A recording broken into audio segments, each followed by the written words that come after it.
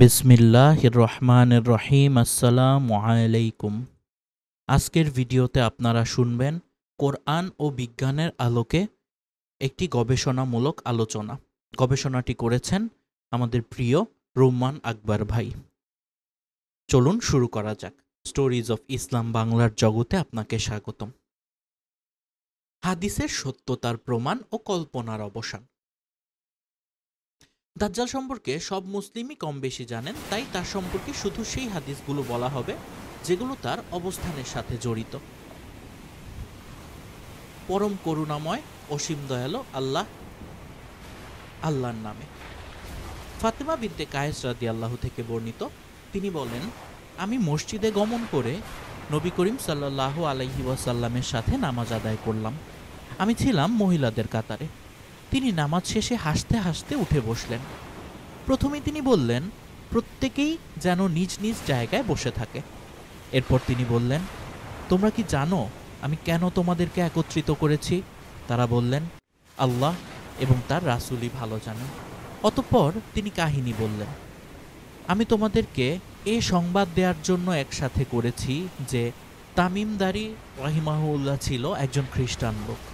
সে আমার কাছে আগমন করে ইসলাম গ্রহণ করেছে। অতঃপর সে মিথ্যুক দাজ্জাল সম্পর্কে এমন ঘটনা বলেছে যা আমি তোমাদের কাছে বর্ণনা করছি। লাখম ও জুজাম গোত্রের ৩০ জন লোকের সাথে সে সাগর পথে ভ্রমণে গিয়েছিল। দুর্যোগপূর্ণ আবহাওয়ায় শিকার হয়ে ১ মাস পর্যন্ত তারা সাগরেই ছিল। অবশেষে তারা সাগরের মাঝখানে একটি দ্বীপে অবতরণ করল। দ্বীপের ভিতরে প্রবেশ করে তারা মোটা মোটা এবং প্রচুর চুল বিশিষ্ট একটি অদ্ভুত প্রাণীর সন্ধান পেল। চুল দ্বারা সমস্ত শরীর আবৃত থাকার কারণে প্রাণীটির অগ্রপশ্চাৎ নির্ধারণ করতে সক্ষম হলো না। তারা বলল, অকল্যাণ হোক তোমার, কে তুমি? সে বলল, আমি সংবাদ সংগ্রহকারী গোয়েন্দা। তারা বলল, কিসের সংবাদ সংগ্রহকারী? অতঃপর প্রাণীটি দ্বীপের মধ্যে একটি ঘরের দিকে ইঙ্গিত করে বলল, হে লোক সকল, তোমরা এই ঘরের ভিতরে অবস্থানরত লোকটির কাছে যাও। সে তোমাদের কাছ থেকে সংবাদ সংগ্রহ করার জন্য অধীর আগ্রহে অপেক্ষা করছে। তামিমদারি বলেন, প্রাণীটি যখন একজন লোকের কথা বলল, তখন আমাদের ভয় হলো যে হতে পারে সে একটি শয়তান। তারপরেও আমরা ভীত হয়ে দ্রুত অগ্রসর হয়ে ঘরটির ভিতরে প্রবেশ করলাম।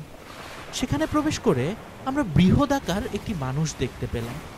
এত বড় আকৃতির মানুষ আমরা ইতিপূর্বে আর কখনো দেখিনি। তার হাত দুটিকে ঘাড়ের সাথে একত্রিত করে হাঁটু এবং গোড়ালির মধ্যবর্তী স্থানে লোহার শিকল দ্বারা বেঁধে রাখা হয়েছে। আমরা বললাম, মরণ হোক তোমার, কে তুমি? সে বলল, তোমরা আমার কাছে আসতে সক্ষম হয়েছ, তাই আগে তোমাদের পরিচয় দাও। দারি এখানে আসার ঘটনা বর্ণনা করে বললেন, তাই আমরা তার ভয়ে তোমার কাছে দ্রুত আগমন করলাম। হতে পারো তুমি একজন শয়তান, এ ভয় থেকেও আমরা নিরাপদ নই। সে বলল, আমাকে তোমরা বাইসান, যা একটি স্থান অর্থাৎ বাইসান সম্পর্কে সংবাদ দাও। আমরা তাকে বললাম, বাইসানের কি সম্পর্কে জিজ্ঞেস করছো? সে বলল, আমি সেখানকার খেজুরের বাগান সম্পর্কে জিজ্ঞেস করছি। সেখানের গাছগুলো এখনো ফল হয়? আমরা বললাম, হ্যাঁ। সে বলল, সেদিন বেশি দূরে নয় যেদিন গাছগুলোতে কোনো ফল ধরবে না। অতঃপর সে বলল, আমাকে তাবারিয়া হ্রদ সম্পর্কে সংবাদ দাও। আমরা তাকে বললাম, তাবারিয়া হ্রদ সম্পর্কে কি জিজ্ঞেস করছো? সে বলল, আমি জানতে চাই সেখানে কি এখনো পানি আছে? আমরা বললাম, প্রচুর পানি আছে। সে বলল, অচিরেই সেখানকার পানি শেষ হয়ে যাবে। সে পুনরায় বলল, আমাকে জুগার ঝর্ণা সম্পর্কে সংবাদ দাও। আমরা তাকে বললাম, সেখানকার কি সম্পর্কে তুমি জানতে চাও? সে বলল, আমি জানতে চাই সেখানে কি এখনো পানি আছে? লোকেরা কি এখনো সে পানি দিয়ে চাষাবাদ করছে? আমরা বললাম, প্রচুর পানি রয়েছে, লোকেরা সে পানি দিয়ে চাষাবাদ করছে। সে আবার বলল, আমাকে উম্মিদের অর্থাৎ ও ইহুদিদের নবী সম্পর্কে জানাও। আমরা বললাম, ও ইহুদিদের নবী সম্পর্কে জানতে চাইল সে। আমরা বললাম, সে মক্কায় আগমন করে বর্তমানে মদিনায় হিজরত করেছে। সে বলল, আরবরা কি তার সাথে যুদ্ধ করেছে? আমরা বললাম হ্যাঁ। সে বলল, ফলাফল কি হয়েছে? আমরা তাকে সংবাদ দিলাম যে পার্শ্ববর্তী আরবদের উপর তিনি জয়লাভ করেছেন, ফলে তারা তার আনুগত্য বরণ করে নিয়েছে। সে বলল, তাই নাকি? আমরা বললাম তাই। সে বলল, তার আনুগত্য করাই তাদের জন্য ভালো।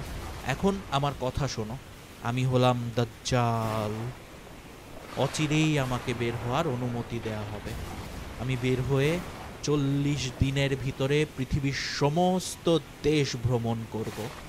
তবে মক্কা মদিনায় প্রবেশ করা আমার জন্য নিষিদ্ধ থাকবে।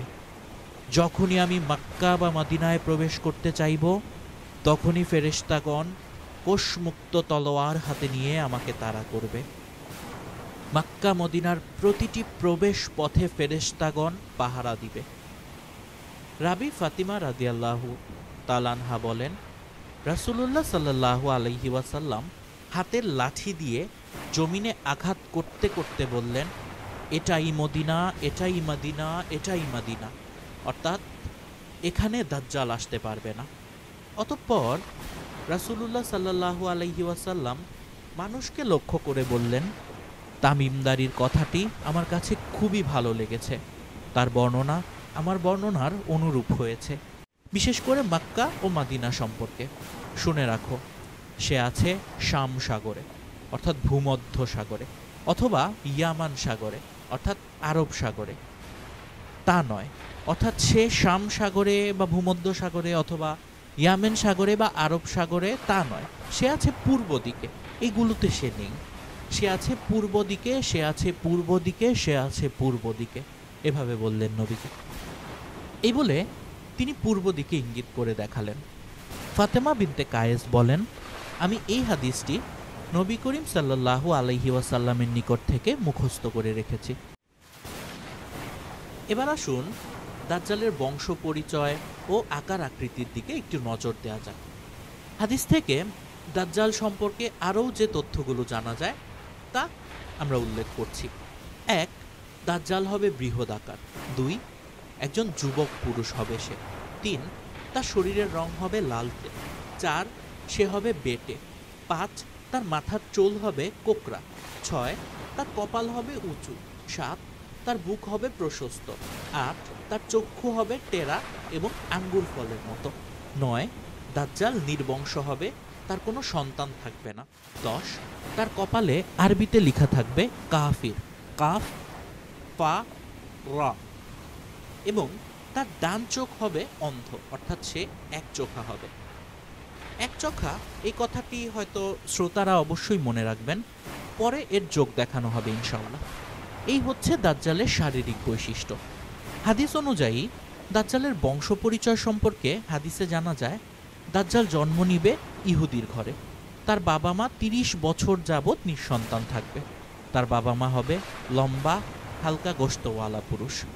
তার বাবা হবে লম্বা হালকা গোশতওয়ালা পুরুষ। তার মায়ের স্তনযুগল হবে লম্বা ও বৃহদাকার।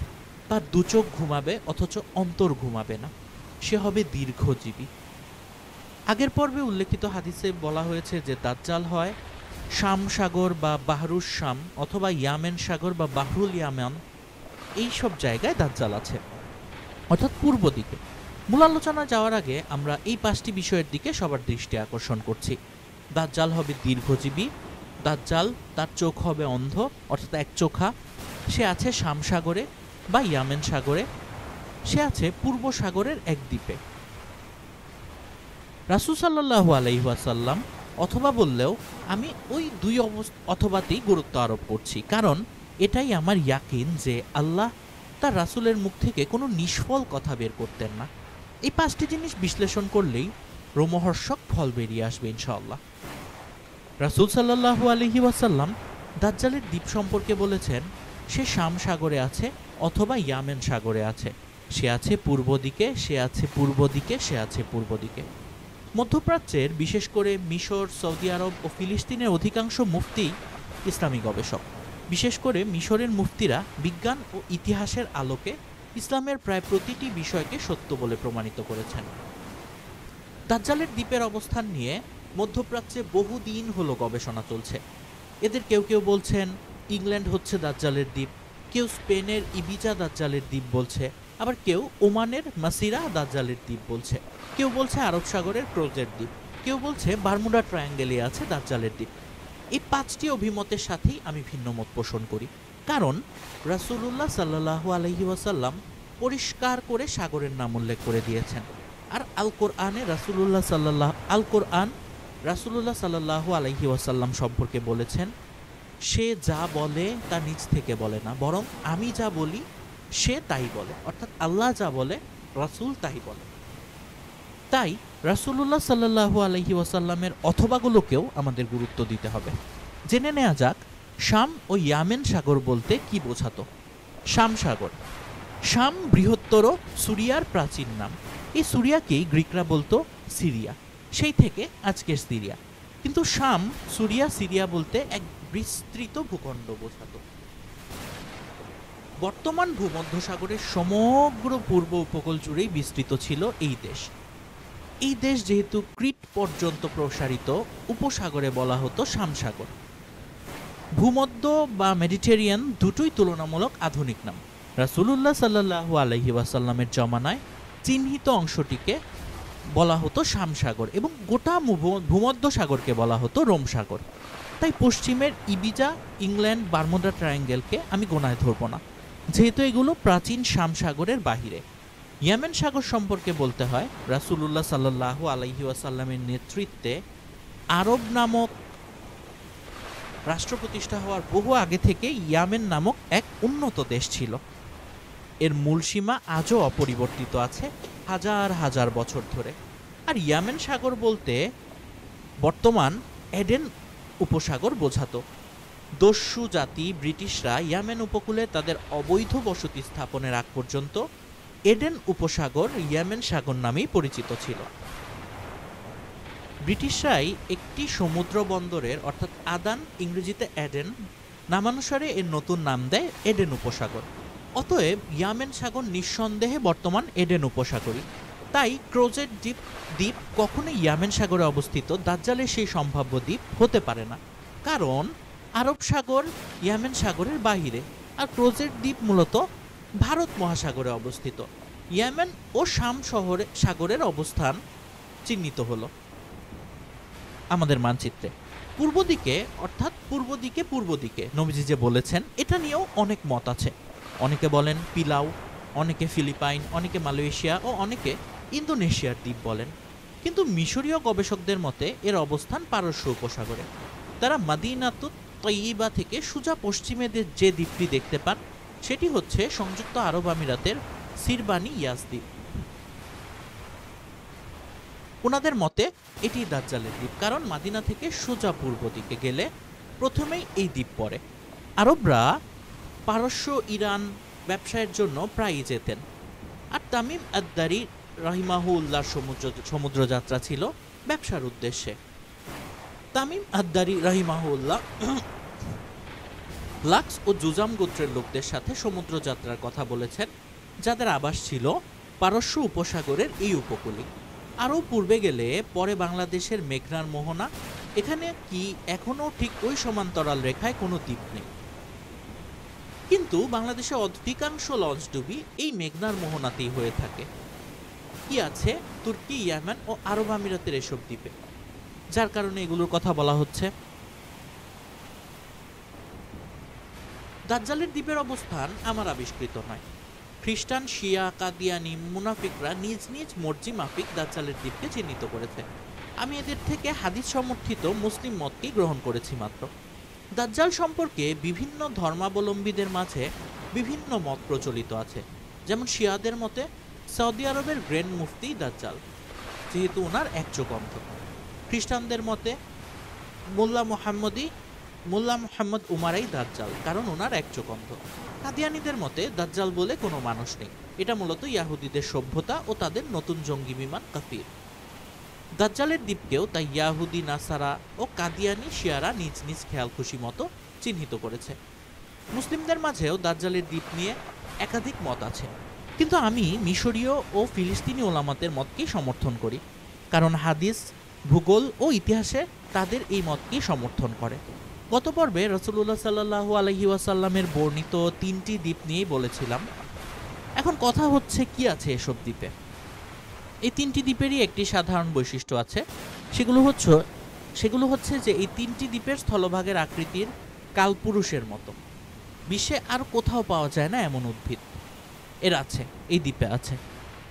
প্রাগৈতিহাসিক যুগের নিদর্শন আবিষ্কৃত হয়েছে এই দ্বীপগুলোতে। প্রাচীন সভ্যতাসমূহের সাথে জড়িত এই দ্বীপগুলো, এবং পূর্বে অনেকেই এদের দাজ্জালের দ্বীপ বলে উল্লেখ করেছিল। দ্বীপ 3টির কেন্দ্রবিন্দুকে যোগ করলে একটি ত্রিভুজ হয়, যা হারামান শরীফাইন যেটাকে আমরা বলি মক্কা মদিনার বাইরে অবস্থিত, এবং দ্বীপ 3টির যোগফল ত্রিভুজটির একটি চোখের জ্যামিতিক আকৃতির মতো, যেটি আমাদের এই ম্যাপে দেখা যাচ্ছে। সেই দ্বীপ 3টি ভালোভাবে খেয়াল করে দেখুন। মক্কা মদিনা এই ত্রিভুজের বাহিরে অবস্থিত, এভাবে ঘুরিয়ে দিলাম। এবারে দেখুন একটি চোখের জ্যামিতিক আকৃতি। এবারে দেখুন প্রধান সন্দেহজনক দ্বীপ, যা সংযুক্ত আরব আমিরাতে অবস্থিত। এর নাম সিরবানি ইয়াস। মুহাদ্দিসরা পূর্বের পর্বে উল্লেখিত রাসূলুল্লাহ সাল্লাল্লাহু আলাইহি ওয়াসাল্লামের হাদিসের ব্যাখ্যায় বলেন যে রাসূলুল্লাহ সাল্লাল্লাহু আলাইহি ওয়াসাল্লাম মদিনা থেকে বলেছিলেন পূর্ব দিকে বারবার নির্দেশ করে। তাই মদিনাতুত তাইয়্যিবা থেকে সোজা পূর্বে গেলেই সাগরে এই দ্বীপ খুঁজতে হবে। সোজা পূর্ব দিকে খুঁজলে কিন্তু এই পারস্য উপসাগরের এই দ্বীপটি পাওয়া যায়। বিশ্বাস না হলে আপনারা গুগল আর্থে গিয়ে নিজে খুঁজে দেখতে পারেন।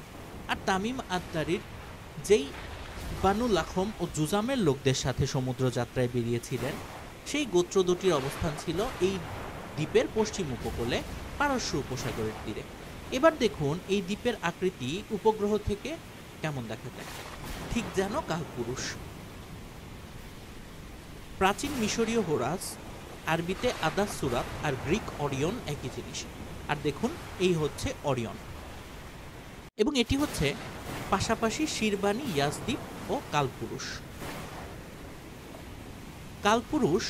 কালপুরুষই প্রাচীন মিশরীয়দের হোরাস নক্ষত্র।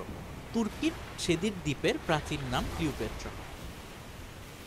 নাওমি ক্যাম্বেলের নামের এক গায়িকা একটি ইকো হাউস তৈরি করেছেন, যা হোরাসের প্রতীক, হোরাসের চোখ। দেখুন চিত্রটিতে। এবার দেখুন হোরাসের চোখ আকৃতির ত্রিভুজ ও হোরাসের চোখের সাথে দাজ্জালের কি সম্পর্ক। ত্রিভুজ ও চোখের যোগসূত্র বের করার আগে একটি ব্যাপারে সবার দৃষ্টি আকর্ষণ করতে চাই। সেটি হচ্ছে হাদিস মতে দাজ্জালি যখন আসবে তখন মুসলিমরা সব দিক দিয়েই বিশ্বের সেরা থাকবে। দাজ্জাল আসবে মুসলিমদের শেষবারের মতো মরণ কামড় দিতে। সেই মরণ কামড় এতই মারাত্মক হবে যে তাকে ধ্বংস করার জন্যই আল্লাহ ঈসা আলাইহিস সালামকে দুনিয়াতে আবার পাঠাবেন। ইমাম মাহদির নেতৃত্বে সারা বিশ্বে ইসলামের পতাকা ওড়ার পরই দাজ্জালের আবির্ভাব হবে। এটা হবে শয়তানের পক্ষ থেকে ইসলাম ধ্বংসের শেষ চেষ্টা। আদম আলাইহিস সালামের সময় থেকেই দাজ্জাল পর্যন্ত মুসলিমদের উপর এত বড় বিপদ আরেকটিও আসেনি। তাই অন্যান্য ক্ষেত্রে আল্লাহর মুমিন বান্দারাই ইসলামের ক্রান্তিকালে এগিয়ে এসেছেন, কিন্তু দাজ্জালের ভয়াবহতার কারণে আল্লাহ ঈসা রুহুল্লাহ আলাইহি ওয়াসাল্লামকে পাঠাবেন। সে দাজ্জাল হচ্ছে শয়তানের শেষ অস্ত্র। তাই ত্রিভুজ ও চোখের ব্যাপারে আলোচনার আগে প্রয়োজনের খাতিরেই এখানে শয়তানের ব্যাপারে কিছু আলোচনা করা হবে। বিশ্বের বৃহত্তম ইতিহাস গ্রন্থ তারিখুর রুহুল ওয়াল মুলক, বিখ্যাত আল বিদায়া ওয়ান নিহায়া, ভারতের বৃহত্তম ইসলামী ইতিহাস গ্রন্থ তাবাকাত ই নাসিরি ও বাংলার বৃহত্তম ইসলামী ইতিহাস গ্রন্থ খুরশিদ জাহান নুমা এর মতে শয়তান একজন জিন। সে আগুনের তৈরি, সে বহুরূপী। রাসূলুল্লাহ সাল্লাল্লাহু আলাইহি ওয়াসাল্লাম বাদে আর সবার রূপ ধারণ করতে পারে সে। এসব বিখ্যাত বই থেকে আরও জানা যায় যে জিন বহুরূপী হলেও তাদের মূল আকৃতি মানুষের মতো, কিন্তু তাদের মাথা হয় বিভিন্ন জীবজন্তুর। মানুষের শরীরে জীবজন্তুর মাথা বেশি দেখা যায় প্রাচীন মিশরীয় সভ্যতার দেবদেবীদের। মানুষের শরীরে জীবজন্তুর মাথা বেশি দেখা যায় প্রাচীন মিশরীয় সভ্যতার দেবদেবীদের। খেয়াল রাখতে হবে দাজ্জাল একজন মানুষ হবে, কিন্তু সে হচ্ছে শয়তানের শ্রেষ্ঠ অস্ত্র। আর হাজার হাজার বছর ধরে মানুষ দেবদেবী জ্ঞানে জিনদের পূজা করে আসছে। শয়তান যেহেতু জিন, সেহেতু তার বংশধররাও নিঃসন্দেহে জিনই হবে। আল বিদায়া ওয়ান নিহায়াতে লেখা আছে শয়তান কিভাবে নূহ আলাইহিস সালামের ওফাতের পর মানুষের ভেতর মূর্তি পূজার প্রচলন করে। আল্লাহ যেমন তার প্রিয় বান্দাদের কার্যকলাপে খুশি হয়ে নবী রাসূলদের স্বপ্নে দেখান, তেমনি শয়তানরাও তার সন্তানেরা তার খাঁটি পূজারীদের কাজে খুশি হয়ে দেখা দিত। সেগুলোকেই হিন্দু ও বিভিন্ন পৌত্তলিক জাতিরা মূর্তিতে রূপ দিয়ে পূজা করছে। নতবা যে জিনিস কল্পনাতেও আসে না তার মূর্তি এরা কীভাবে গড়ল? যেমন দুর্গার 10 হাত, এটা কি ভাবাও সম্ভব? বা প্রাচীন যুগে কি কারো কল্পনা করা সম্ভব যে সে প্লেনে চড়বে? যা হোক, ইতিহাস বা ইসলামী ইতিহাস থেকে জানা যায় যে মানুষ সৃষ্টির আগে বিশ্বে জিন জাতি বাস করত। তাদের তৎকালীন বাদশার নাম ছিল আবুল জিন্না, অর্থাৎ জিনদের বাবা, ও রানীর নাম খাবিজ, যার মাথা ছিল সিংহের। এটি মনে রাখবেন, তার মাথা ছিল সিংহের। তাদেরই ছেলের নাম ছিল আজাজিল। জিন জাতি পাপাচারে ডুবে গেলে আল্লাহর আদেশে জিব্রাইল আলাইহিস সালাম এদের ধ্বংস করে দেন। কিন্তু আজাজিলকে দেখে তার মায়া হয়, কেননা সে ছিল চরম পরহেজগার। তাই জিব্রাইল আলাইহিস সালাম তাকে প্রথম আসমানে নিয়ে আসেন।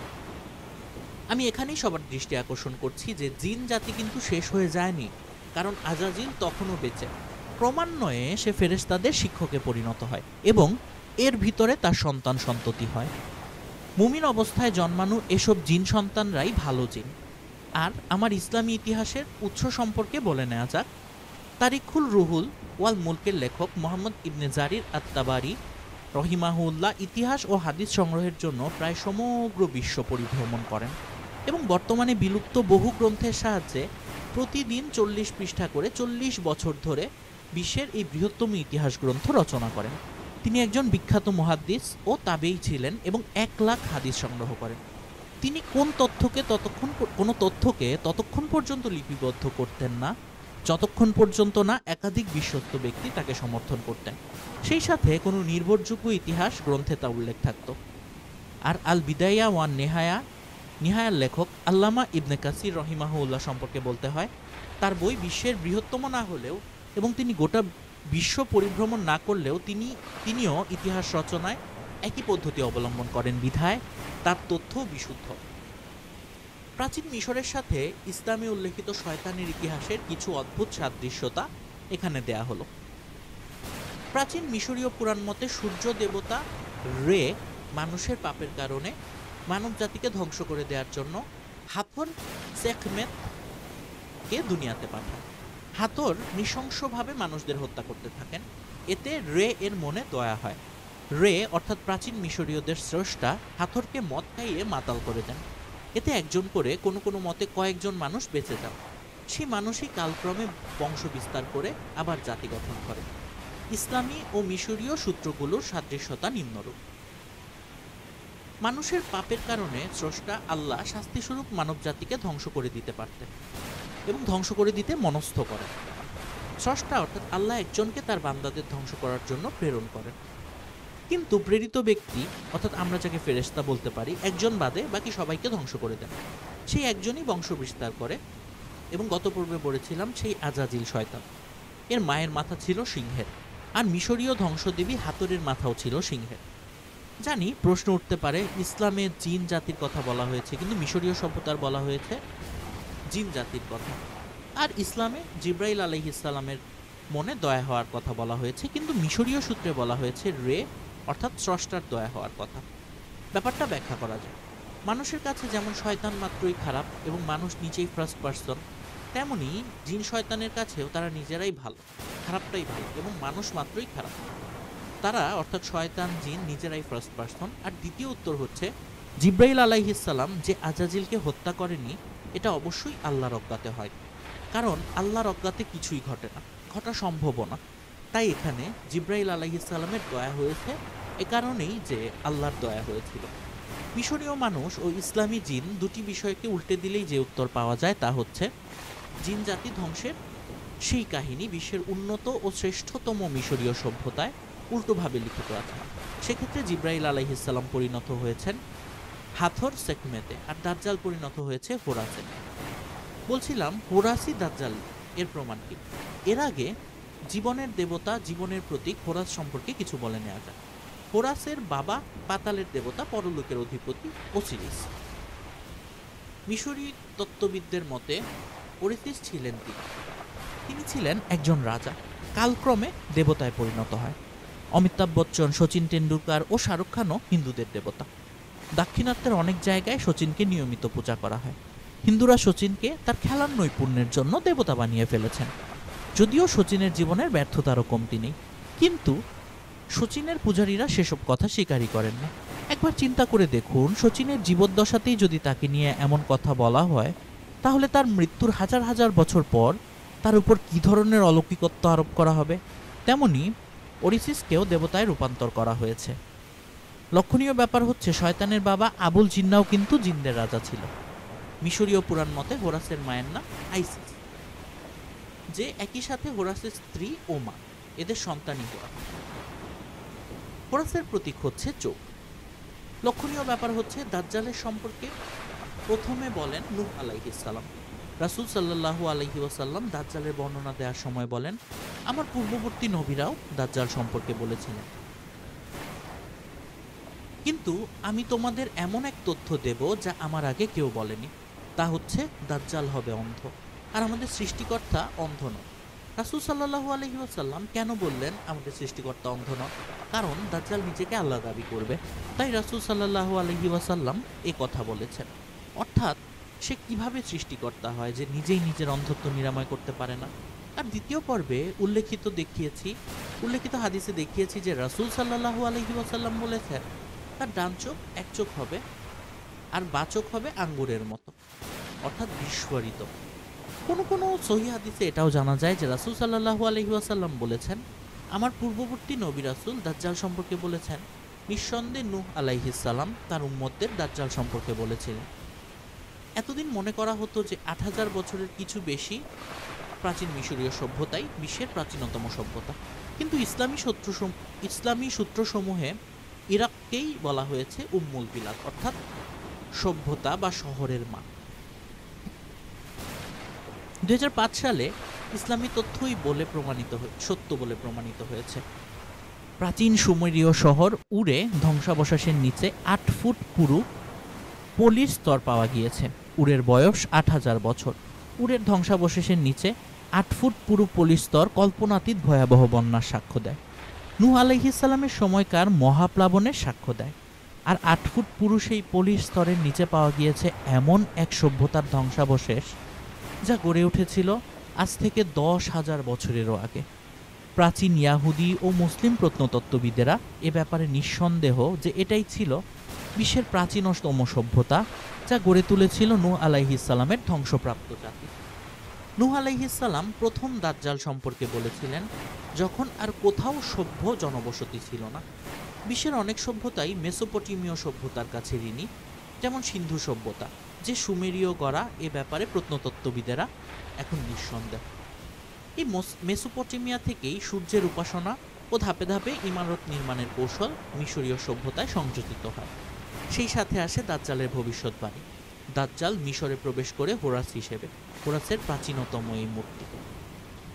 এটা শিশু হোরাসের মূর্তি, যার দুটি চোখ, একটি নয়। কথা হচ্ছে, দাজ্জাল কিভাবে হোরাস হয়ে মিশরে প্রবেশ করলো? নূহ আলাইহিস সালাম দাজ্জাল সম্পর্কে তার উম্মতদের ভবিষ্যৎবাণী করেছিলেন। এটা হাদিস দ্বারা প্রমাণিত। কোরআন ও হাদিসে করা বহু ভবিষ্যৎবাণী ও ইতিহাস পরবর্তীকালে সত্য বলে প্রমাণিত হয়েছে। আমি বলতে চাচ্ছি, দাজ্জাল হোরাসের চোখই দাজ্জালের চোখ। এ ব্যাপারে ইসলামী গবেষকদের এখন আর কোনো সন্দেহ নেই। হোরাসের চোখ দিয়ে যদি দাজ্জালের চোখ বোঝায়, তাহলে হোরাস দাজ্জাল হবে না কেন? রাসূল সাল্লাল্লাহু আলাইহি ওয়াসাল্লাম দাজ্জালের দ্বীপের অবস্থানের মতো দাজ্জালের আবির্ভাবের স্থানেও একাধিক স্থানের কথা বলেছেন, আর দুটোতেই তিনি শেষে এক জায়গায় এসে থেমেছেন ও জোর দিয়েছেন। দাজ্জালের আবির্ভাবের স্থান হিসেবে তিনি খোরাসানের নাম উল্লেখ করেছেন, তাহলে ইরাক ও শামের কথা কেন বললেন? আসসালামু আলাইকুম প্রিয় দর্শক, গত পর্বে আমরা দেখেছিলাম পৃথিবীর কোথায় দাজ্জালের দ্বীপের অবস্থান হতে পারে সেটা নিয়ে কোরআন এবং হাদিসের আলোকে এবং বৈজ্ঞানিকভাবে একটি আলোচনা। আজকের পর্বে আমরা এই ব্যাপারটি নিয়ে আরো বিস্তারিত আলোচনা করব ইনশাআল্লাহ। চলুন শুরু করা যাক। প্রথমেই দেখুন, একটি চোখের জ্যামিতিক আকৃতি আমরা আপনাদেরকে স্ক্রিনে দেখাচ্ছি। এবার দেখুন প্রধান সন্দেহজনক দ্বীপ, যা সংযুক্ত আরব আমিরাতে অবস্থিত। এর নাম সিরবানি ইয়াস। মুহাদ্দিসরা পূর্বের পর্বে উল্লেখিত রাসূল সাল্লাল্লাহু আলাইহি ওয়াসাল্লামের হাদিসের ব্যাখ্যায় বলেন, যে রাসূল সাল্লাল্লাহু আলাইহি ওয়াসাল্লাম মদিনা থেকে বলেছিলেন পূর্ব দিক বারংবার নির্দেশ করে। তাই মদিনাতুত তাইয়্যিবা থেকে সোজা পূর্বে গেলেই সাগরে এই দ্বীপ খুঁজতে হবে। সোজা পূর্ব দিকে খুঁজলে কিন্তু এই পারস্য উপসাগরের এই দ্বীপটি পাওয়া যায়। বিশ্বাস না হলে আপনারা গুগল আর্থে গিয়ে নিজে খুঁজে দেখুন। আর তামিম আদ-দারি রাহিমাহুল্লাহ যেই বানু লাখম ও জুজামের লোকদের সাথে সমুদ্রযাত্রায় বেরিয়েছিলেন, সেই গোত্র দুটির অবস্থান ছিল এই দ্বীপের পশ্চিম উপকূলে, পারস্য উপসাগরের তীরে। এবারে দেখুন এই দ্বীপের আকৃতি উপগ্রহ থেকে কেমন দেখা যায়। উপগ্রহ থেকে দেখলে আমরা দেখতে পাবো এর আকৃতি ঠিক যেন কালপুরুষের মতো। প্রাচীন মিশরীয় হোরাস, আরবিতে আদাত সুরাত, আর গ্রিকে ওরিয়ন একই জিনিস। আর দেখুন এই হচ্ছে ওরিয়ন, এবং এটি হচ্ছে পাশাপাশি সিরবানি, ইয়াসদ্বীপ ও কালপুরুষ। খেয়াল করুন, কালপুরুষই প্রাচীন মিশরীয় হোরাস নক্ষত্র, তুর্কির সেদির দ্বীপে, যার প্রাচীন নাম হচ্ছে ক্লিওপেট্রা। তুর্কির সেদির দ্বীপে নাওমি ক্যাম্বেল নামের এক নায়িকা বা গায়িকা একটি ইকো হাউস তৈরি করেছে, যা হোরাসের প্রতীক বা হোরাসের চোখ। এই চোখের আকৃতির ত্রিভুজ ও হোরাসের চোখের সাথে দাজ্জালের কি সম্পর্ক? আমরা তো সবাই জানি যে এই ত্রিভুজ বা ত্রিভুজের ভিতরে একটি চোখ, এর সাথে দাজ্জালের একটা সম্পর্ক রয়েছে। ত্রিভুজ ও চোখের যোগসূত্র বের করার আগে একটি ব্যাপারে সবার দৃষ্টি আকর্ষণ করতে চাই। সেটি হচ্ছে, হাদিস মতে দাজ্জাল যখনই আসবে তখন মুসলিমরা সব দিক দিয়েই বিশ্বের সেরা থাকবে। দাজ্জাল আসবে মুসলিমদের শেষবারের মতো মরণ কামড় দিতে। সেই মরণ কামড় এতই মারাত্মক হবে যে তাকে ধ্বংস করার জন্যই আল্লাহ ঈসা আলাইহিস সালামকে দুনিয়াতে আবার পাঠাবেন। ইমাম মাহদির নেতৃত্বে সারা বিশ্বে ইসলামের পতাকা ওড়ার পরই দাজ্জালের আবির্ভাব হবে। এটা হবে শয়তানের পক্ষ থেকে ইসলাম ধ্বংসের শেষ চেষ্টা। আদম আলাইহিস সালামের সময় থেকে দাজ্জাল পর্যন্ত মুসলিমদের উপর এত বড় বিপদ আরেকটিও আসেনি। তাই অন্যান্য ক্ষেত্রে আল্লাহর মুমিন বান্দারাই ইসলামের ক্রান্তিকালে এগিয়ে এসেছেন, কিন্তু দাজ্জালের ভয়াবহতার কারণে আল্লাহ ঈসা আলাইহিস সালামকে পাঠাবেন। দাজ্জাল হচ্ছে শয়তানের শেষ অস্ত্র।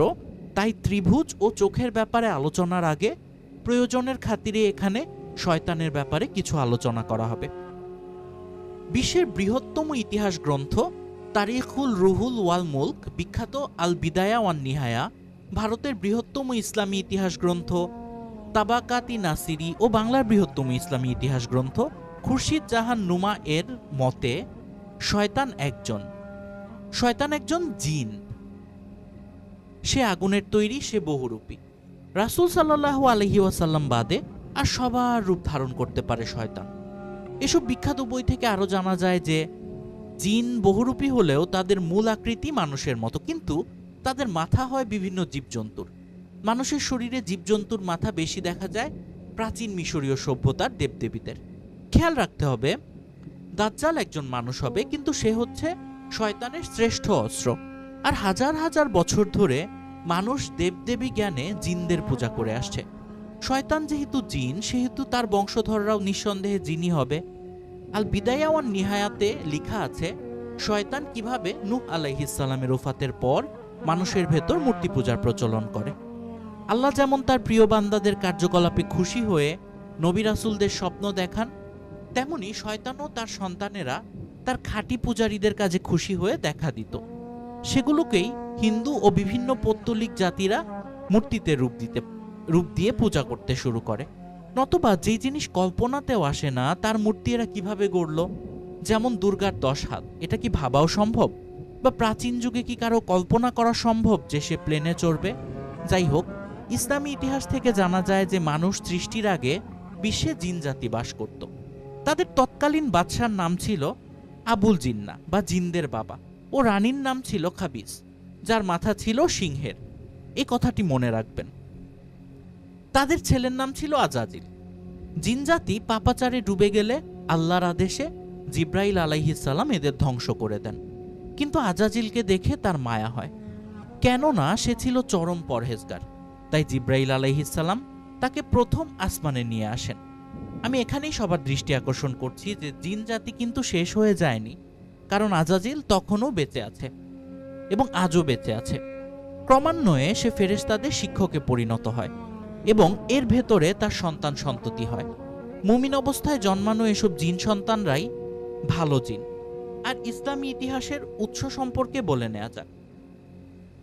তারিখুল রুহুল ওয়াল মুলকের লেখক মুহাম্মদ ইবনে জারির আত-তাবারি রহিমাহুল্লাহ ইতিহাস ও হাদিস সংগ্রহের জন্য প্রায় সমগ্র বিশ্ব পরিভ্রমণ করেন এবং বর্তমানে বিলুপ্ত বহু গ্রন্থের সাহায্যে প্রতিদিন 40 পৃষ্ঠা করে 40 বছর ধরে বিশ্বের এই বৃহত্তম ইতিহাস গ্রন্থ রচনা করেন। তিনি একজন বিখ্যাত মুহাদ্দিস ও তাবে তাবিঈ ছিলেন এবং 1 লাখ হাদিস রচনা করেন তিনি এবং সংগ্রহ করেন। তিনি কোনো তথ্যকে ততক্ষণ পর্যন্ত লিপিবদ্ধ করতেন না যতক্ষণ পর্যন্ত না একাধিক বিশ্বস্ত ব্যক্তি তাতে সমর্থন করতেন, সেই সাথে কোনো নির্ভরযোগ্য ইতিহাস গ্রন্থে তা উল্লেখ থাকত। আর আল বিদায়া ওয়ান নিহায়ার লেখক আল্লামা ইবনে কাসির রহিমাহুল্লাহ সম্পর্কে বলতে হয়, তার বই বিশ্বের বৃহত্তম না হলেও এবং তিনি গোটা বিশ্ব পরিভ্রমণ না করলেও তিনিও ইতিহাস রচনায় একই পদ্ধতি অবলম্বন করেন বিধায় তার তথ্য বিশুদ্ধ। প্রাচীন মিশরের সাথে ইসলামে উল্লেখিত শয়তানের ইতিহাসের কিছু অদ্ভুত সাদৃশ্যতা এখানে দেয়া হলো। প্রাচীন মিশরীয় পুরাণ মতে সূর্য দেবতা রে মানুষের পাপের কারণে মানব জাতিকে ধ্বংস করে দেওয়ার জন্য হাতর সেখমেতকে দুনিয়াতে পাঠান। হাতর নৃশংসভাবে মানুষদের হত্যা করতে থাকেন, এতে রের মনে দয়া হয়। রে প্রাচীন মিশরীয়দের স্রষ্টা হাতরকে মদ খাইয়ে মাতাল করে দেন, এতে একজন কোনো কোনো মতে কয়েকজন মানুষ বেঁচে যান। সেই মানুষই কালক্রমে বংশ বিস্তার করে আবার জাতি গঠন করে। ইসলামী ও মিশরীয় সূত্রগুলোর সাদৃশ্যতা কি দেখুন এবার। মানুষের পাপের কারণে স্রষ্টা, আমরা আল্লাহ বলছি, শাস্তিস্বরূপ মানব জাতিকে ধ্বংস করে দিতে মনস্থ করেন। আল্লাহ তাআলা একজনকে তার বান্দাদের ধ্বংস করার জন্য প্রেরণ করেন, কিন্তু প্রেরিত ব্যক্তি বা ফেরেশতা একজন বাদে বাকি সবাইকে ধ্বংস করে দেন। সে একজনই বংশ বিস্তার করে। আমরা গত পর্বে বলেছিলাম আজাজিল শয়তানের মায়ের মাথা ছিল সিংহের, আর মিশরীয় ধ্বংসদেবী হাথরের মাথাও ছিল সিংহের। জানি প্রশ্ন উঠতে পারে, ইসলামে জিন জাতির কথা বলা হয়েছে কিন্তু মিশরীয় সভ্যতায় বলা হয়েছে জিন জাতির কথা না, অন্য কিছুর কথা। আর ইসলামে জিব্রাইল আলাইহিস সালামের মনে দয়া হওয়ার কথা বলা হয়েছে কিন্তু মিশরীয় সূত্রে বলা হয়েছে রে বা স্রষ্টার দয়া হওয়ার কথা। এই ব্যাপারটা চলুন ব্যাখ্যা করি। মানুষের কাছে যেমন শয়তান মাত্রই খারাপ এবং মানুষ নিজেই ফার্স্ট পারসন, তেমনি জিন বা শয়তানের কাছেও তারা নিজেরাই খারাপ, খারাপটাই ভালো, এবং মানুষ মাত্রই খারাপ। তারা অর্থাৎ শয়তান ও জিন নিজেরাই ফার্স্ট পারসন। আর দ্বিতীয় উত্তর হচ্ছে জিব্রাইল আলাইহিস সালাম আজাজিলকে হত্যা করেননি, এটা অবশ্যই আল্লাহর অজ্ঞাতে হয়নি, কারণ আল্লাহর অজ্ঞাতে কিছুই ঘটে না, ঘটা সম্ভবও না। তাই এখানে জিব্রাইল আলাইহিস সালামের দয়া হয়েছে এ কারণেই যে আল্লাহর দয়া হয়েছিল। মিশরীয় মানুষ ও ইসলামী জিন বিষয় দুটিকে উল্টে দিলেই যে উত্তর পাওয়া যায় তা হচ্ছে জিন জাতি ধ্বংসের সেই কাহিনী বিশ্বের উন্নত ও শ্রেষ্ঠতম মিশরীয় সভ্যতায় উল্টোভাবে লিখিত আছে। সেক্ষেত্রে জিব্রাইল আলাইহিস সালাম পরিণত হয়েছে হাতর সেখমেতে আর দাজ্জাল পরিণত হয়েছে হোরাসে। দেখুন, মানে কাহিনীটা উল্টে যাচ্ছে। ইসলামের এই কাহিনীটা তো যুগ যুগ ধরেই চলে আসছিল, এটা যখন মিশরীয় সভ্যতার কাছে যায় তখন এটা পরিবর্তিত হয়ে মিশরীয় এরা এটাকে লিখে যে জিন জাতির ধ্বংসের কথাটাকে তারা লিখে উল্টোভাবে, অর্থাৎ জিব্রাইল আলাইহিস সালাম পরিণত হয়েছে সেখানে হাতর সেখমেতে, আর দাজ্জালকে তারা লিখেছে হোরাস হিসেবে। বলছিলাম হোরাসি দাজ্জাল, এর প্রমাণ কি? এর আগে জীবনের দেবতা, জীবনের প্রতীক হোরাস সম্পর্কে কিছু বলেনি, যেটা মিশরীয়রা বিশ্বাস করে।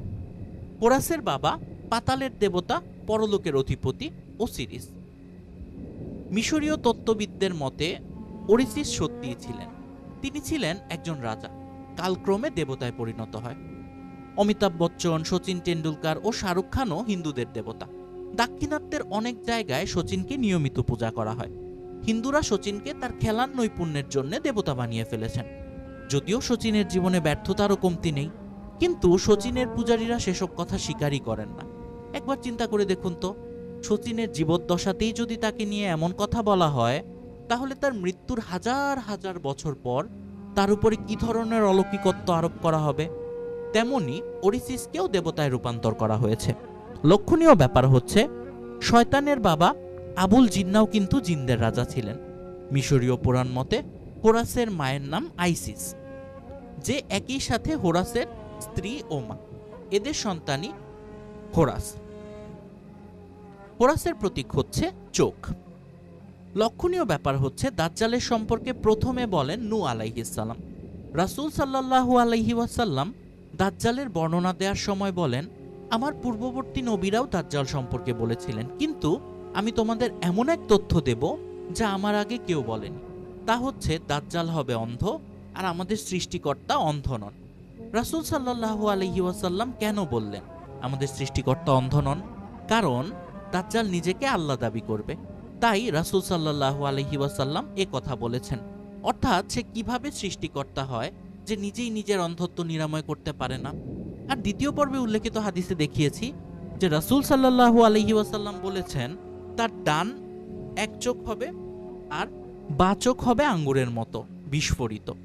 কোন কোন সহিহ হাদিসে এটাও জানা যায় যে রাসূল সাল্লাল্লাহু আলাইহি ওয়াসাল্লাম বলেছেন, আমার পূর্ববর্তীরা অর্থাৎ পূর্ববর্তী নবীরা দাজ্জাল সম্পর্কে বলেছেন। নিঃসন্দেহে নূহ আলাইহিস সালাম তার উম্মাতদের দাজ্জাল সম্পর্কে বলেছিলেন।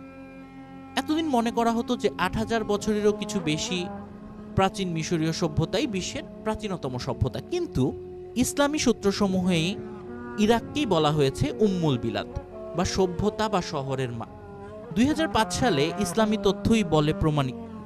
তথ্যটাই সত্য বলে প্রমাণিত হয়েছে।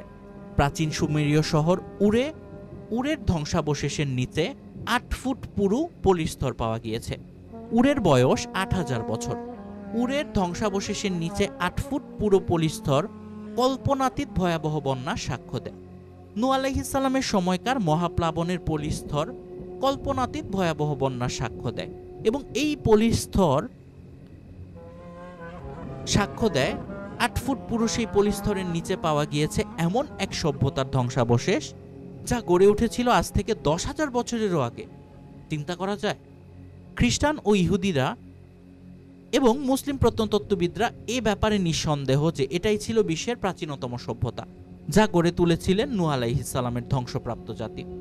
নূহ আলাইহিস সালাম প্রথম দাজ্জাল সম্পর্কে বলেছিলেন যখন আর কোথাও সভ্য জনবসতি ছিল না। বিশ্বের অনেক সভ্যতাই মেসোপটেমীয় সভ্যতার কাছে ঋণী, যেমন সিন্ধু সভ্যতা।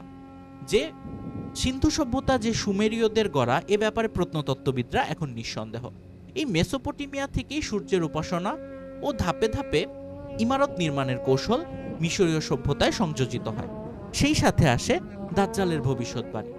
দাজ্জাল মিশরে প্রবেশ করে হোরাস হিসেবে। হোরাসের প্রাচীনতম এই মূর্তিটি দেখুন, এটা শিশু হোরাসের মূর্তি, যার দুটি চোখ, একটি নয় দুটি চোখ। কিন্তু কথা হচ্ছে দাজ্জাল কিভাবে হোরাস হয়ে মিশরে প্রবেশ করলো। নূহ আলাইহিস সালাম দাজ্জাল সম্পর্কে তার উম্মতদের ভবিষ্যৎবাণী করেছিলেন। এটা হাদিস দ্বারা প্রমাণিত।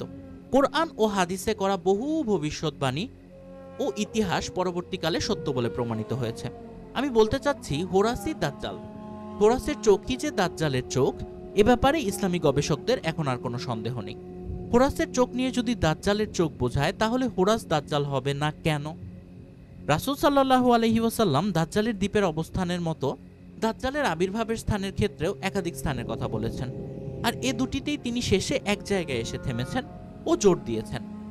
দাজ্জালের আবির্ভাবের স্থান হিসেবে তিনি খোরাসানের নাম করেছেন। তাহলে ইরাক ও শামের কথা কেন বললেন দাজ্জাল সম্পর্কে? কোরআনে আছে, আল্লাহ বলেছেন যে রাসূল সাল্লাল্লাহু আলাইহি ওয়াসাল্লাম যা বলে তা নিজ থেকে বলেন না, বরং আমি যা বলি তাই সে বলে। তাই যারা বলে যে একবার শাম সাগর, একবার ইয়ামেন সাগর ও আরেকবার পূর্ব দিকে উল্লেখ করায় প্রমাণিত হয় যে রাসূলুল্লাহ সাল্লাল্লাহু আলাইহি ওয়াসাল্লাম এ ব্যাপারে নিশ্চিত নয় বা কিছুই জানতেন না, তারা নিতান্তই বেয়াদব। তাই এই বেয়াদবি কথা কখনোই গ্রহণযোগ্য নয়। ইতিমধ্যে আমরা প্রমাণ করে দেখিয়েছি যে শাম সাগরের সেদিন দ্বীপ ও ইয়ামেন সাগরের সুকুত্রা দ্বীপের সাথে সিরবানি ইয়াস দ্বীপের কি কি সাদৃশ্যতা আছে এবং এই ৩ দ্বীপে কি অভূতপূর্ব নিদর্শন দেখা গেছে।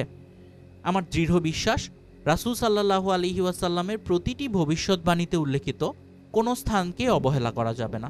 সম্ভাব্য স্থান হিসেবে ইরাকের নাম করেছেন তিনি। ইরাক প্রাচীন মেসোপটেমিয়ার বৃহদাংশ, যেই ইরাকের উর শহরের মুসলিম জাতির পিতা ইব্রাহিম আলাইহিস সালাম জন্মেছিলেন। সেই একই উরের ধ্বংসাবশেষের ৮ ফুট পুরো পলিস্তরের নিচে আরেক আদিম শহরে আদাম ইসানি অর্থাৎ দ্বিতীয় আদম নূহ আলাইহিস সালাম জন্মেছিলেন আজ থেকে প্রায় ১০,০০০ বছর আগে। সেই উরের অবস্থান আধুনিক ইরাকের বাসরা শহরের কাছে। আর এই উরেই নূহ আলাইহিস সালামের উম্মাতদের প্রথমবার দাজ্জাল সম্পর্কে সতর্ক করেছিলেন। নূহ আলাইহিস সালামের পুত্র হযরত শামের মৃত্যুর পর প্রথম তারই মূর্তি গড়ার মাধ্যমে বিশ্বে মূর্তি পূজা আরম্ভ হয়। আল্লামা ইবনে কাসির রহিমাহুল্লাহের অমর ইতিহাস গ্রন্থ আল বিদায়া ওয়ান নিহায়াতে উল্লেখ আছে কিভাবে শয়তান হযরত শামের মৃত্যুর পর মানুষকে ধোঁকা দিয়ে মূর্তি পূজার প্রবর্তন করে। রাসূল সাল্লাল্লাহু আলাইহি ওয়াসাল্লামের মতো দাজ্জাল সম্পর্কে করা নূহ আলাইহিস সালামের ভবিষ্যৎবাণী শুনেও তার উম্মতরা ভীত হয়ে পড়েছিল, ফলে একথা তারা কোনোদিন বিস্মৃত হয়নি। হযরত শামের মৃত্যুর পর মুসলিমরা দুভাগে বিভক্ত হয়ে যায়। মুমিনরা হযরত শামের আবাসস্থলে রয়ে যায় ও এই ভূখণ্ড কালক্রমে শাম নামে পরিচিত হয়ে ওঠে, যা আজকের সিরিয়া। আর মূর্তি পূজারীরা আরবে চলে আসে তাদের দেবতাদের নিয়ে। এমনই এক দেবতার নাম হোরাস। নূহ আলাইহিস সালামের এই পথভ্রষ্ট উম্মতরা আমালিকা নামে খ্যাত। এদেরই এক দুঃসাহসী দলপতির নাম ওয়ালিদ। পূজা নিয়ে তার সাথে অন্যান্যদের বনিবনা না হওয়ায় সে আফ্রিকা চলে আসে এবং সে চাইতো শুধু হোরাসের পূজাই হোক। সে দক্ষিণ মিশর অধিকার করে প্রাচীন মিশরীয় কিংবদন্তি মতে। আজও কপ্টিকরা এটা বিশ্বাস করে। প্রথম রাজবংশীয়রা হোরাসের অনুচর ছিল। তারা নিজেদের হোরাসের বংশধর দাবি করত। নিঃসন্দেহে এই কিংবদন্তি সত্য, কারণ প্রাচীন মিশরের প্রথম রাজ্য আমালিকা দলপতি ওয়ালিদের রাজ্যের পতাকা, এবং মিশরের প্রথম রাজ্য আমালিকা দলপতি ওয়ালিদের রাজ্যের পতাকাই ছিল হোরাসের চক্ষুচিত। ওয়ালিদি প্রথম মিশরে একটি রাজ্য গড়ে তোলেন ও ফেরাউন উপাধি ধারণ করেন ৩৫০০ অব্দে। এই ওয়ালিদি উত্তর মিশর দখল করে ঐক্যবদ্ধ মিশর গড়ে তোলেন ও মেনা না উপাধি ধারণ করেন। আর মেনাই প্রাচীন মিশরীয় ভাষায় নারমার, এই নারমার নামে পরিচিত। আর মেনার গ্রিক রূপী হচ্ছে মেনেস, যিনি ফারাও মেনেস নামে ইতিহাসে বিখ্যাত। আরবি ফেরাউনই গ্রিক ভাষায় ফারাও। মেনার এই কীর্তিগাথার উল্লেখ পাওয়া যায় প্রাচীন ব্যাবিলিয়নীয় এই মর্মর মূর্তিটিতে। এই মূর্তিটিতে মেনারের কীর্তির উল্লেখ পাওয়া যায়। এর মাথার পেছনে গর্ব ভরে লেখা আছে এই ইতিহাস কিভাবে তাদেরই মেসোপটেমিয়া জাতির এক বীর মিশরে একটি সাম্রাজ্য প্রতিষ্ঠা করেছে তার কথা। আর অবাক করা ব্যাপার হচ্ছে হোরাসের অনুচরের কীর্তিলিপি সম্বলিত এই মূর্তিটি পাওয়া গিয়েছে ইরাক ও শামের মধ্যবর্তী অঞ্চলে। হোরাস যে দাজ্জাল তার প্রমাণ। আপনাদের মনে প্রশ্ন আসতে পারে, কারণ আজকের ভিডিওতে আমরা দেখানোর চেষ্টা করছি যে কিভাবে মিশরীয়রা মূর্তি পূজা শুরু করে এবং মিশরীয়দের মূর্তিগুলোর এই অদ্ভুত দর্শন কিভাবে মানুষের কল্পনায় এলো। এবার আমরা তো বলছি যে হোরাসই হচ্ছে দাজ্জাল, তাহলে এটার প্রমাণ কি? মিশরীয় মুফতিরা মূলত তাই মনে করেন যে হোরাসই দাজ্জাল। আর আমি যে ওনাদের কথা বিশ্বাস করি, আমি নিজে ওনাদের কথা বিশ্বাস করি, কারণ বিশ্বের উলামাদের মধ্যে মিশরীয় মুফতিরা ইতিহাস, বিজ্ঞান ও প্রত্নতত্ত্ব দিয়ে প্রমাণ করেছেন যে কোরআন ও হাদিসে উল্লেখিত প্রতিটি ঐতিহাসিক ঘটনা সত্য। আর হোরাসের সাথে দাজ্জালের সাদৃশ্যগুলো আমার গবেষণায় প্রাপ্ত ফলাফল। হোরাস কিভাবে দাজ্জাল? আসুন সেই প্রমাণের যুক্তিগুলো দেখি। আজ থেকে ১০,০০০ বছর আগে নূহ আলাইহিস সালাম প্রথম উনার উম্মতদের দাজ্জাল সম্পর্কে বলেন, যা হাদিস থেকে জানা যায়। লক্ষণীয় ব্যাপার হচ্ছে এর আগে কেউ দাজ্জাল নিয়ে বলেননি, যেটি হাদিস দ্বারা প্রমাণিত হয়। এবং হোরাস নামক দেবতা সম্পর্কে প্রথম প্রত্ন প্রমাণ পাওয়া যায় আজ থেকে ৫৫০০ বছর আগে, অর্থাৎ নূহ আলাইহিস সালামের সতর্কীকরণের ৪৫০০ বছর পর হোরাসের আবির্ভাব হয়। হোরাসের উপাসক ছিল আমালিকা জাতিরা, যারা নূহ আলাইহিস সালামের ওয়ারিশ এবং যারা নূহ আলাইহিস সালামের পুত্র হযরত শামের মৃত্যুর পর আরবে চলে আসে। সেখান থেকে তারাই ওয়ালিদের নেতৃত্বে আফ্রিকা মহাদেশে প্রবেশ করে ও দক্ষিণ মিশর অধিকার করে মিশরের রাজবংশ প্রতিষ্ঠা করে। লক্ষণীয় যে তারাও কিন্তু দাজ্জাল সম্পর্কে জানত। রাসূল সাল্লাল্লাহু আলাইহি ওয়াসাল্লাম বলেছেন, আমার পূর্ববর্তী নবী দাজ্জাল সম্পর্কে বলেছেন। নিঃসন্দেহে নূহ আলাইহিস সালাম ও তার উম্মতদের দাজ্জাল সম্পর্কে বলেছিলেন। রাসূল সাল্লাল্লাহু আলাইহি ওয়াসাল্লাম আগে পূর্ববর্তীদের কথা বলেছেন, তারপর নূহ আলাইহিস সালামের কথা বলেছেন। উনি যথার্থই বলেছেন। আমার পূর্ববর্তী বলতে রাসূল সাল্লাল্লাহু আলাইহি ওয়াসাল্লাম এখানে পূর্ববর্তী নবীদের কথা বুঝিয়েছেন। আর নূহ আলাইহিস সালামের নাম উল্লেখ করে দেয় এটা মনে হয় যে নূহ আলাইহিস সালামই প্রথম দাজ্জাল সম্পর্কে বলেছেন, অর্থাৎ যুগ যুগান্তর ধরে দাজ্জালের ব্যাপারে মুসলিমদের সতর্ক করা হচ্ছে। তার মানে নিশ্চয়ই নূহ আলাইহিস সালামের পরেও রাসূল সাল্লাল্লাহু আলাইহি ওয়াসাল্লামের আগে এই মাঝামাঝি সময়ে যেসব নবী রাসূলরা এসেছেন তারাও দাজ্জাল সম্পর্কে বলেছিলেন। সেটাই তো হওয়ার কথা। লক্ষণীয় ব্যাপার হচ্ছে প্রাচীন মিশরে প্রবল জনশ্রুতি ছিল ও ব্যাবিলনে সিংহমূর্তি দ্বারাও প্রমাণিত যে হোরাসের অনুচররা মিশর রাজবংশ প্রতিষ্ঠা করেছিল।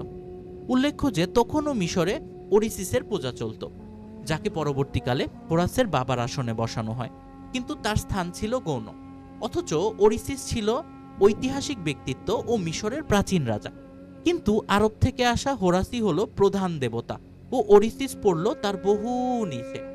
কিন্তু কালক্রমে ওরিসিসের স্থান হয় হোরাসের উপরে এবং ওরিসিসকে হোরাসের পিতার আসনে বসানো হয়, ঠিক ভারতের মতো। ভারতে আর্যরা এসেছিল তাদের দেবতা ইন্দ্র ও অরুণদের নিয়ে, কিন্তু ভারতে থাকতে থাকতে অনার্যদেরও দেবদেবী শিব, কালী এরাই প্রধান দেবদেবীর আসনে বসে এবং অরুণের নাম পর্যন্ত হারিয়ে যায় ও ইন্দ্র গৌণ দেবতা হয়ে যায়। প্রাথমিক অবস্থায় হোরাসের চোখ দেখানো হয় দুটি, প্রমাণস্বরূপ হোরাসের বাল্যকালের মূর্তি আগেই দেখানো হয়েছে, কিন্তু পরবর্তীকালে একটিমাত্র চোখকেই হোরাসের প্রতীক হিসেবে গণ্য করা হতো। তার ছবিও আমরা দেখিয়েছি। এর কারণ কি? হোরাসকে হঠাৎ কেন এক চোখের দেবতা হিসেবে দেখানো হতে লাগলো? আগেই উল্লেখ করেছি, আল্লাহ যেমন তার প্রিয় বান্দাদের কাছে খুশি হয়ে নবী রাসূলদের স্বপ্ন দেখিয়ে সম্মানিত করতে থাকেন, তেমনি শয়তানও তার পূজারীদের কাছে খুশি হয়ে তার অধীনস্থ শয়তানদের মানুষের সামনে হাজির করে সন্তান সন্ততি সামনে হাজির করে। আগে বলেছি শয়তান বলে কোনো আলাদা প্রাণী নেই। ইবলিশ শয়তানের সন্তান সন্ততিরাই শয়তান নামে পরিচিত, আর এরা প্রত্যেকেই জিন, যেহেতু শয়তান নিজেও জিন। আর জিনদের মূল চেহারা এক একজনের এক এক রকম হওয়ায় তারা তাদের পূজারীদের সামনে হাজির হলে পূজারীরা তাদের রূপকেই মূর্তি করে ধরে রাখে। এভাবেই শিব, কালী, দুর্গা এসব মূর্তি এসেছে। শয়তান তাদের সামনে এই রূপ ধরে হাজির হয়েছে এবং এই রূপটাকেই পরবর্তীতে হিন্দুরা বা সনাতনীরা মূর্তি হিসেবে গড়ে তুলেছে। না হলে যা নেই তাকে কেউ কল্পনা করতে পারে? যেমন প্রাচীন মিশরীয়রা কি কল্পনা করতে পারত মানুষ প্লেনে চড়ে আকাশে উড়ে একদিন যুদ্ধ করবে? তাহলে মানুষ কিভাবে 20 হাতের বিষ্ণু ও 10 হাতের দুর্গা গড়ে তুলবে যদি তারা এসব না দেখে? আসলে শয়তান পূজায় খুশি হয়ে, মানে শয়তানকে যারা পূজা করত তাদের পূজায় খুশি হয়ে শয়তান, বিভিন্ন শয়তানরা তাদের পূজারীদের সামনে নিজ নিজ রূপে হাজির হতো। হিন্দুরা তা মূর্তি গড়ে ধরে রেখেছে মাত্র। অর্থাৎ আমি বলতে চাইছি হোরাসকে ততদিন পর্যন্ত মানুষ রূপে পূজা করা হতো যতদিন দাজ্জালের জন্ম হয়নি। দাজ্জাল জন্মাবার পরেই তাকে এই রূপে পূজা করা হতো। এবার দেখুন তো আগের এই হোরাসের সাথে পরের হোরাসের পার্থক্য কি এবং কতটা পার্থক্য। কোরআন ও হাদিস থেকে এটা নিঃসন্দেহে জানা যায় যে আল্লাহ বাদে যেসব দেবদেবীর পূজা করা হয় সেগুলো শয়তান। তার মানে এই দাঁড়াচ্ছে যে অন্যান্য পৌত্তলিক জাতির মতো মিশরীয়রাও শয়তানের পূজা করত। তাই তাদের পূজায় সন্তুষ্ট হয়েই সম্ভবত শয়তান তাদের দাজ্জালের রূপ দেখিয়েছিল, যার কারণে রাসূল সাল্লাল্লাহু আলাইহি ওয়াসাল্লামের করা ভবিষ্যৎবাণীর আগেই তারা একচোখা দাজ্জাল সম্পর্কে জানত। রাসূল সাল্লাল্লাহু আলাইহি ওয়াসাল্লাম বলেছেন, আমি দাজ্জাল সম্পর্কে তোমাদের এমন একটি ব্যাপার বলবো যা পূর্বে আর কেউ বলেনি, আর সেটি হচ্ছে দাজ্জাল হবে অন্ধ, আর তোমাদের আল্লাহ অন্ধ নন। তাহলে আমি এটা বলছি কেন? কারণ আসলেই রাসূল সাল্লাল্লাহু আলাইহি ওয়াসাল্লামের আগে কোনো নবী রাসূল দাজ্জালের অন্ধ হওয়া সম্পর্কে বলেননি। না, এটা আমার ব্যাখ্যা না, মুহাদ্দিসরা এটা বলেন। রাসূল সাল্লাল্লাহু আলাইহি ওয়াসাল্লাম আমার আগে কেউকে নবী রাসূল হিসেবে বলেছেন, কিন্তু শয়তানের তাদের পূজারীদের দাজ্জালকে দেখাতে তো কোনো বাধা নেই। রাসূল সাল্লাল্লাহু আলাইহি ওয়াসাল্লামের আগে কেউ বলেনি, কোনো নবী রাসূল তার উম্মতদের বলেননি, কিন্তু শয়তান তাদের পূজারীদের দাজ্জালকে দেখাতে তো কোনো বাধা নেই, কারণ সে তো আল্লাহর অবাধ্য। তাই আমার ধারণা শয়তানই প্রাচীন মিশরীয়দের দাজ্জালের রূপ দেখিয়েছিল, যার কারণে হঠাৎ করেই দুই চোখা হোরাসের প্রতীক একটি চোখ হয়ে দাঁড়ায়। কিন্তু মূল ব্যাপার হচ্ছে 522 সালের আগে, অর্থাৎ রাসূল সাল্লাল্লাহু আলাইহি ওয়াসাল্লাম বলার আগে কেউই কিন্তু বলেনি দাজ্জাল হবে অন্ধ। আর এটাই হাদিসের অলৌকিকত্ব। কথা হচ্ছে দাজ্জাল কি করে। মিশরীয় সভ্যতা একই সাথে বিশ্বের উন্নততম ও রহস্যময় সভ্যতা। এটি বিশ্বের একমাত্র সভ্যতা যার অধিকাংশ ব্যাপারই রহস্যময়। কেউ জানে না নেপোলিয়ন খুফুর পিরামিডের ভিতর কি এমন দেখেছিল যার কারণে তার মুখ ভয়ে বিবর্ণ হয়ে গিয়েছিল। কেউ জানে না ফ্রিংসে কি শক্তি আছে যে তাকে বালির আবরণ থেকে বের করায় একজন সামন্ত ফারাও হতে পেরেছিলেন। তুতানখামেন কি শক্তি আছে, তুতানখামেনসে কি শক্তি আছে অন্যান্য মমিগুলো, যার ফলে যেটার কফিনেই লেখা আছে ফারাওয়ের ঘুম ভাঙানোর পরিণতি হবে নিশ্চিত মৃত্যু। আর সত্যি তারা মারা গিয়েছে? কেউ জানে না। এর শুধু দুটো ব্যাখ্যাই হতে পারে। প্রথম ব্যাখ্যাটা হচ্ছে প্রাচীন মিশরীয় ধর্ম সত্য ধর্ম, আর না হয় অন্যান্য পৌত্তলিকদের মতে প্রাচীন মিশরীয়রা ছিল শয়তানের পূজারী। শয়তান এখানে একটু বেশি তৎপর ছিল। আমি যেহেতু মুসলিম ও বাস্তববাদী, তাই দ্বিতীয় বিষয়টিকে মেনে নিয়েছি। মিশরীয় সভ্যতা এমন এক সভ্যতা যেখানে নূহ আলাইহিসসালাম, ইব্রাহিম আলাইহিসসালাম, মুসা আলাইহিসসালাম, দাউদ আলাইহিসসালাম, সুলাইমান আলাইহিসসালাম প্রমুখ নবী সম্পর্কে প্রমাণ পাওয়া যায়। বিশ্বের বহু ইতিহাসের সাক্ষ্য আছে প্রাচীন মিশরীয় সভ্যতায়, যার কারণে আমি দাজ্জালকে খুঁজতে এই সভ্যতার দ্বারস্থ হয়েছি। যুগ যুগ ধরে মানুষ যেমন আল্লাহর ইবাদত করে চলেছে, তেমনি বহু পরে হলেও শয়তানের পূজা চলেছে সমান তালে। আগেই উল্লেখ করা হয়েছে মূর্তি পূজার প্রচলন হয় হযরত শাম ইবনে নূহ আলাইহিসসালামের মৃত্যুর পর। আর এটা নিশ্চিত যে মানুষ আল্লাহ বাদে যাদের উপাসনা করে তারা শয়তান। তাই বলা যায় মানুষ শয়তানের উপাসনা শুরু করে হযরত শামের মৃত্যুর পর। কিন্তু সেটা ছিল ভুল করে করা পূজা, কারণ মানুষ তখনও তাদের মূর্তি বা দেবদেবীদের স্রষ্টা ভেবেই উপাসনা করত। সরাসরি শয়তানের পূজার প্রচলন হয় আরও পরে, যখন মানুষ জেনে শুনে শয়তানের উপাসনা করত। প্রথম দিকে কিন্তু তাদেরকে স্রষ্টা ভেবে উপাসনা করা হতো। আল্লাহর ইবাদত করলে যা চাওয়া যায় তার বেশিই পাওয়া যায়। আল্লাহ একালে না দিলে পরকালে বেশি দেন, কিন্তু সাথে সাথে দেন না। অনেক সময় আল্লাহ দিতে দেরি করেন। আর কিছু মানুষ আছে যারা অর্থবিত্ত, নারী, ক্ষমতা সব সাথে সাথে পেতে চায়, যেটা দেয় শয়তান। না, তার নিজের ক্ষমতা থেকে নয়। শয়তান ইমানদার অবস্থায় দুনিয়ার কোনো স্থানেই সিজদা করতে বাকি রাখেনি, এটা কিন্তু আমরা সবাই জানি। তাই শয়তানের দাবি অনুযায়ী আল্লাহ তাকে অসীম ক্ষমতা দেন। শয়তান আল্লাহ প্রদত্ত সেই ক্ষমতা বলেই ইহকালে ভালো থাকবে এবং তার পূজারীদের ইহকালেই দেবে যা তারা চায়, ঠিক সেটাই সাথে সাথে দিবে।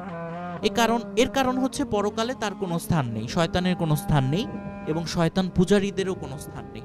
কিন্তু আল্লাহ ইহ ও পরকালে দুই কালেরই অধিপতি, তাই আল্লাহ তার বান্দাদের ইহকালে না দিলেও পরকালে দেন। এই দেরিটা যাদের সহ্য হয় না তারাই সজ্ঞানে শয়তানের উপাসনা করে। এই পদ্ধতিটাই পশ্চিমা বিশ্বে ব্ল্যাক ম্যাজিক ও ভারতে কালা জাদু নামে খ্যাত। আল্লাহ যেমন প্রায় প্রতিটি গ্রন্থে, প্রতিটি ধর্মের গ্রন্থে ও প্রাচীন ইতিহাসে তার শেষ রাসূল সাল্লাল্লাহু আলাইহি ওয়াসাল্লামের আগমনের ভবিষ্যৎবাণী করেছেন, তেমনি শয়তানও নিশ্চয়ই দাজ্জালের জন্মের পর তাকে তার পূজারীদের দেখিয়েছিল, কারণ আল্লাহ বাদে কেউ ভবিষ্যৎবাণী করতে পারে না। গত পর্বে দেখানো হয়েছে কিভাবে মিশরীয়রা দু চোখের হোরাসকে হঠাৎ করেই এক চোখে দেখানো শুরু করে। আমার বিশ্বাস দাজ্জালের জন্মের পর শয়তান নিশ্চয়ই তার পূজারীদের দাজ্জালকে দেখিয়েছিল, যার ফলে পিরামিডে, মন্দিরে, মমির কফিনে হঠাৎ করেই দাজ্জালের প্রতীক হোরাসের চোখ দেখানো শুরু হয়। এবারে সব থেকে ভয়াবহ মিলের কথা বলবো, যেটি শুনলে আপনারা প্রচন্ড অবাক হবেন। শক্তির প্রতীক রূপে এক চোখের উল্লেখ কিন্তু শুধু মিশরীয় সভ্যতাতেই নেই, এটা পাওয়া যায় হিন্দু ধর্মেও। আমি আবারও স্মরণ করিয়ে দিচ্ছি, রাসূল সাল্লাল্লাহু আলাইহি ওয়াসাল্লামই কিন্তু প্রথম নবী রাসূলের ভেতর দাজ্জালের চোখের বর্ণনা দেন, এবং সেটি হচ্ছে তার ডান চোখ অন্ধ ও বাম চোখ আঙুরের মতো। আর আশ্চর্যের ব্যাপার হচ্ছে এক চোখের উল্লেখ হিন্দু ধর্মের একাধিক দেবদেবীর ভেতরে পাওয়া যায়, যেমন হিন্দু সংহারকর্তা শিব। শিবের কপালে তৃতীয় নেত্র আছে, যা শিবের শক্তির প্রতীক। হিন্দুদের মতে শিবের এই তৃতীয় চোখই সবাই দেখতে পায়। এই সবাই দেখতে পায় না, এটি অদৃশ্য চোখ। এটা কেবলমাত্র আধ্যাত্মিক মানুষেরাই পারে। শিবের এই তৃতীয় নয়ন থেকেই ভূতদের উৎপত্তি, যা শিব যুদ্ধে ব্যবহার করে থাকে। এই শিবের উৎপত্তি কোথায়? শিবকে আসলেই হিন্দু মতে কোটি কোটি বছরের প্রাচীন? প্রত্নতত্ত্ব কিন্তু তা বলে না। আর আমি যেহেতু একজন বিজ্ঞানমনস্ক মানুষ, তাই আমিও প্রমাণের বাইরে যাই না। আমি এ কারণেই ইসলামী বিশ্বাসে ইসলাম সত্য, আমি আলহামদুলিল্লাহ আমাদের বিখ্যাত প্রত্যেক নবীর সত্যতা সম্পর্কে শুধুমাত্র ইতিহাস ও প্রত্নতত্ত্ব দিয়ে প্রমাণ করে দিতে পারবো। একই কারণে আমি হিন্দুদের এই কথাকে বিশ্বাস করি না। শিবের সবথেকে প্রাচীন মূর্তিটি পাওয়া গিয়েছে সিন্ধু সভ্যতার অন্যতম প্রাণকেন্দ্র মহেঞ্জোদারোতে। এটাই সেই প্রাচীন শিব মূর্তি যেটি আপনারা ছবিতে দেখছেন। বিশ্বের প্রাচীনতম শিব মূর্তি, খেয়াল করে দেখুন তো শিবের পরিচিত আকৃতির সাথে এর কতটা অমিল আছে। এই মূর্তি প্রমাণ করে যে হিন্দু ধর্ম একটা নতুন ধর্ম, প্রাচীনতম ধর্ম হলো ইসলাম। কারণ আমি আদম আলাইহিস সালামের অস্তিত্বের প্রমাণও করতে পারবো ইনশাল্লাহ। যাই হোক, শিবের এই মূর্তিটি নির্মাণকালে কিন্তু একে শিব নামে কেউ চিনত না। এর নাম ছিল পশুপতি, অর্থাৎ পশুদের অধিপতি, পশুদের দেবতা। হিন্দু মতে শিবের 10,000 নাম আছে, কিন্তু শিবই প্রধান নাম। আর মহাদেব থেকে শিব হয়ে উঠতে সময় লেগেছে 2800 বছর। শিবের এই বর্তমান আকৃতি ও নামের প্রথম মূর্তির বয়স 1200 বছর, অর্থাৎ রাসূল সাল্লাল্লাহু আলাইহি ওয়াসাল্লামের উফাতের পর। খেয়াল করে দেখুন, রাসূল সাল্লাল্লাহু আলাইহি ওয়াসাল্লাম প্রথম দাজ্জালের একচোখা হওয়ার ব্যাপারটি জানান, যা ওনার পূর্ববর্তী কোনো নবী বলেননি। আর শিবের তৃতীয় নয়ন বা থার্ড আই সম্বলিত প্রাচীনতম মূর্তিটি কিন্তু ভালো করে দেখুন তো, এর কপালের উপর তৃতীয় নয়নের ভুরি ভুরি প্রমাণ আছে হিন্দু ধর্মে। যেমন শিবের গৃহিণী দুর্গা, দুর্গার অপর নাম ত্রিনয়না, তৃতীয় চোখ যার। দুর্গার এই তৃতীয় চোখটিও কিন্তু শিবের মতো, অর্থাৎ সাধারণত দেখা যায় না, এটা অদৃশ্য চোখ। স্মরণ করে দেখুন রাসূল সাল্লাল্লাহু আলাইহি ওয়াসাল্লামের সেই হাদিসের কথা, তার দুই চোখ ঘুমাবে কিন্তু অন্তর ঘুমাবে না। কোনো কোনো মুহাদ্দিস এই হাদিসের ব্যাখ্যা এভাবে করেছেন যে রাসূল সাল্লাল্লাহু আলাইহি ওয়াসাল্লাম দাজ্জালের দুই চোখের কথা বলেছেন, কারণ দাজ্জালের আসলেই দুই চোখ, কিন্তু এক চোখ অকেজো ও এক চোখ ভালো। তার এক চোখ বন্ধ হলেও আরেক চোখ বন্ধ হয় না, এটাও বোঝাতে পারেন। দুর্গার ওই তৃতীয় চোখ থেকে মহিষাসুর বধের সময় ভয়ঙ্কর দেবী অর্থাৎ পিশাচ দেবী চামুন্ডার জন্ম হয়। লক্ষণীয় ব্যাপার হচ্ছে চামুন্ডা কিন্তু কালো জাদুকরদের অন্যতম আরাধ্যা দেবী। অনেকে বলেন চামুন্ডাই কালভৈরবী। ভালো হিন্দুরাও তন্ত্র সাধনাকে ভয় করে, কারণ কালা জাদু বা কালো জাদু তন্ত্র সাধনার মূল অঙ্গ। শিক্ষিত হিন্দুদের অনেকেই কালো জাদুকে শয়তান পূজা বলে ঘৃণা করে। ভয়ঙ্করতম তথ্যটি হলো হিন্দু ধর্মে দেবদেবীদের তৃতীয় চোখের সব থেকে প্রাচীনতম মূর্তিগুলোর কোনোটিরই বয়স 1200 বছরের বেশি নয়। কোনোটিরই কি বলছি, শিবের ওই তিন চোখা মূর্তিটি আধুনিক ভারতে পাওয়া প্রাচীনতম হিন্দু দেবমূর্তি। আর রাসূল সাল্লাল্লাহু আলাইহি ওয়াসাল্লাম দাজ্জালের চোখের ব্যাপারে প্রথম বলেন আজ থেকে 1400 বছর আগে। এবার চোখ নিয়ে আরেকটি খবর দেব ব্ল্যাক ম্যাজিক থেকে। ব্ল্যাক ম্যাজিকে যাওয়ার আগে আসুন আবার চোখ, হোরাস ও পিরামিডের দিকে যাওয়া যাক।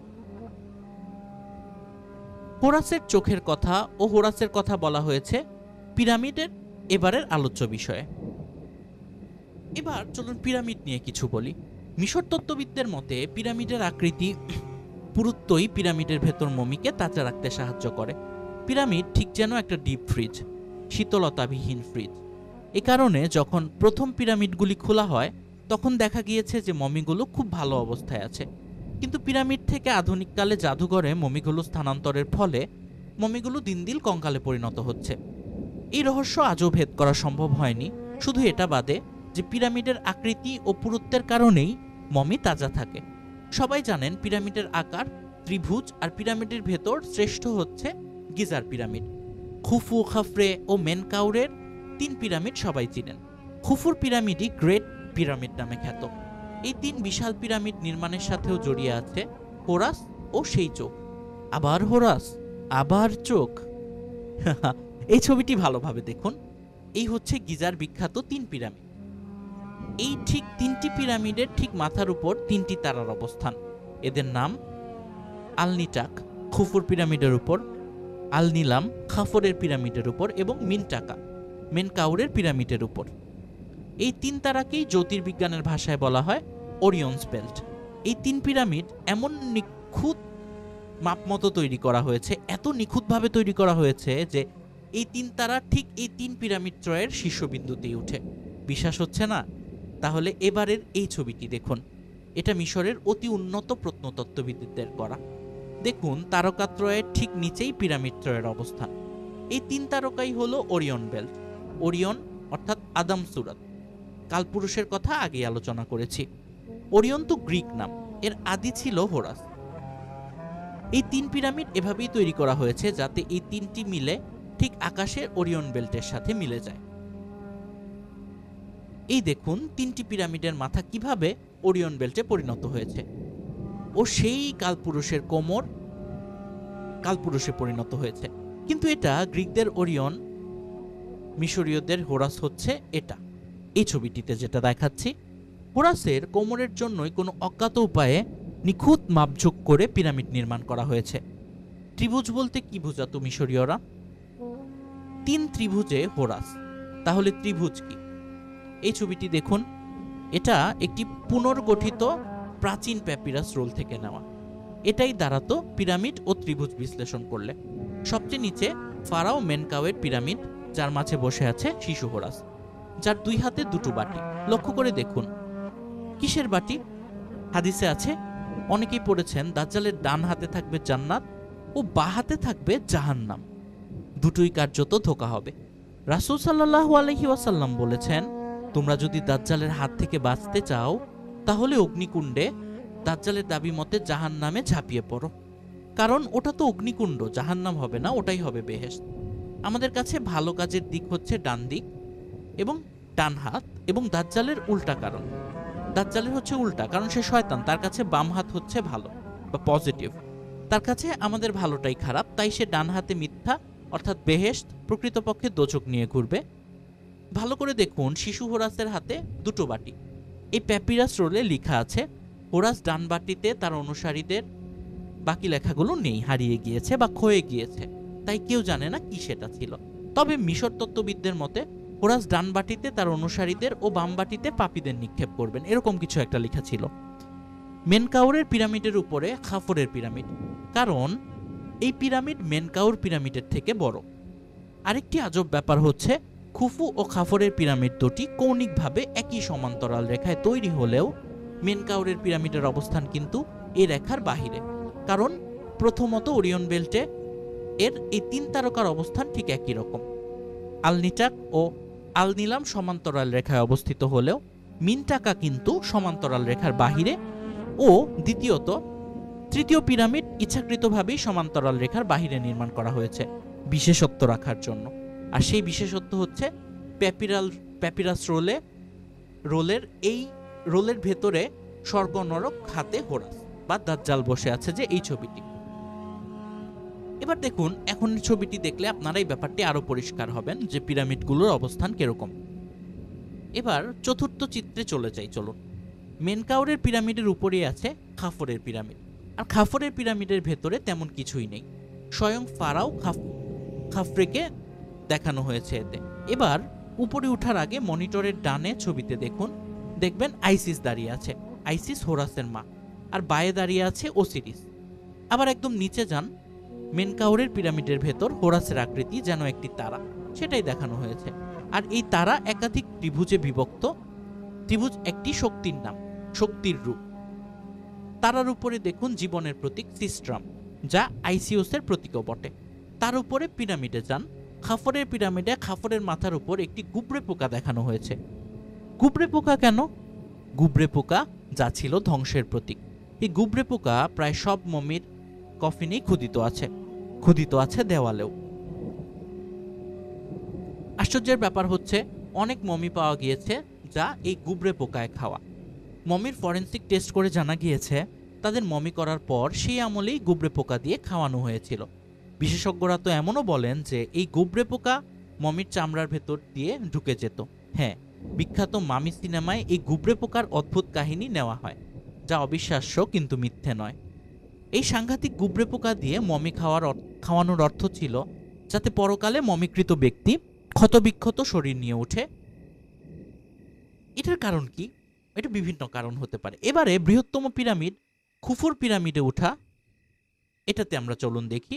আবার চতুর্থ ছবিটি দেখুন, এই পিরামিডের মাঝে আছে ফারাও খুফুর গর্বিত মুখমণ্ডল। আর তার ঠিক মাথায় আছে চোখ।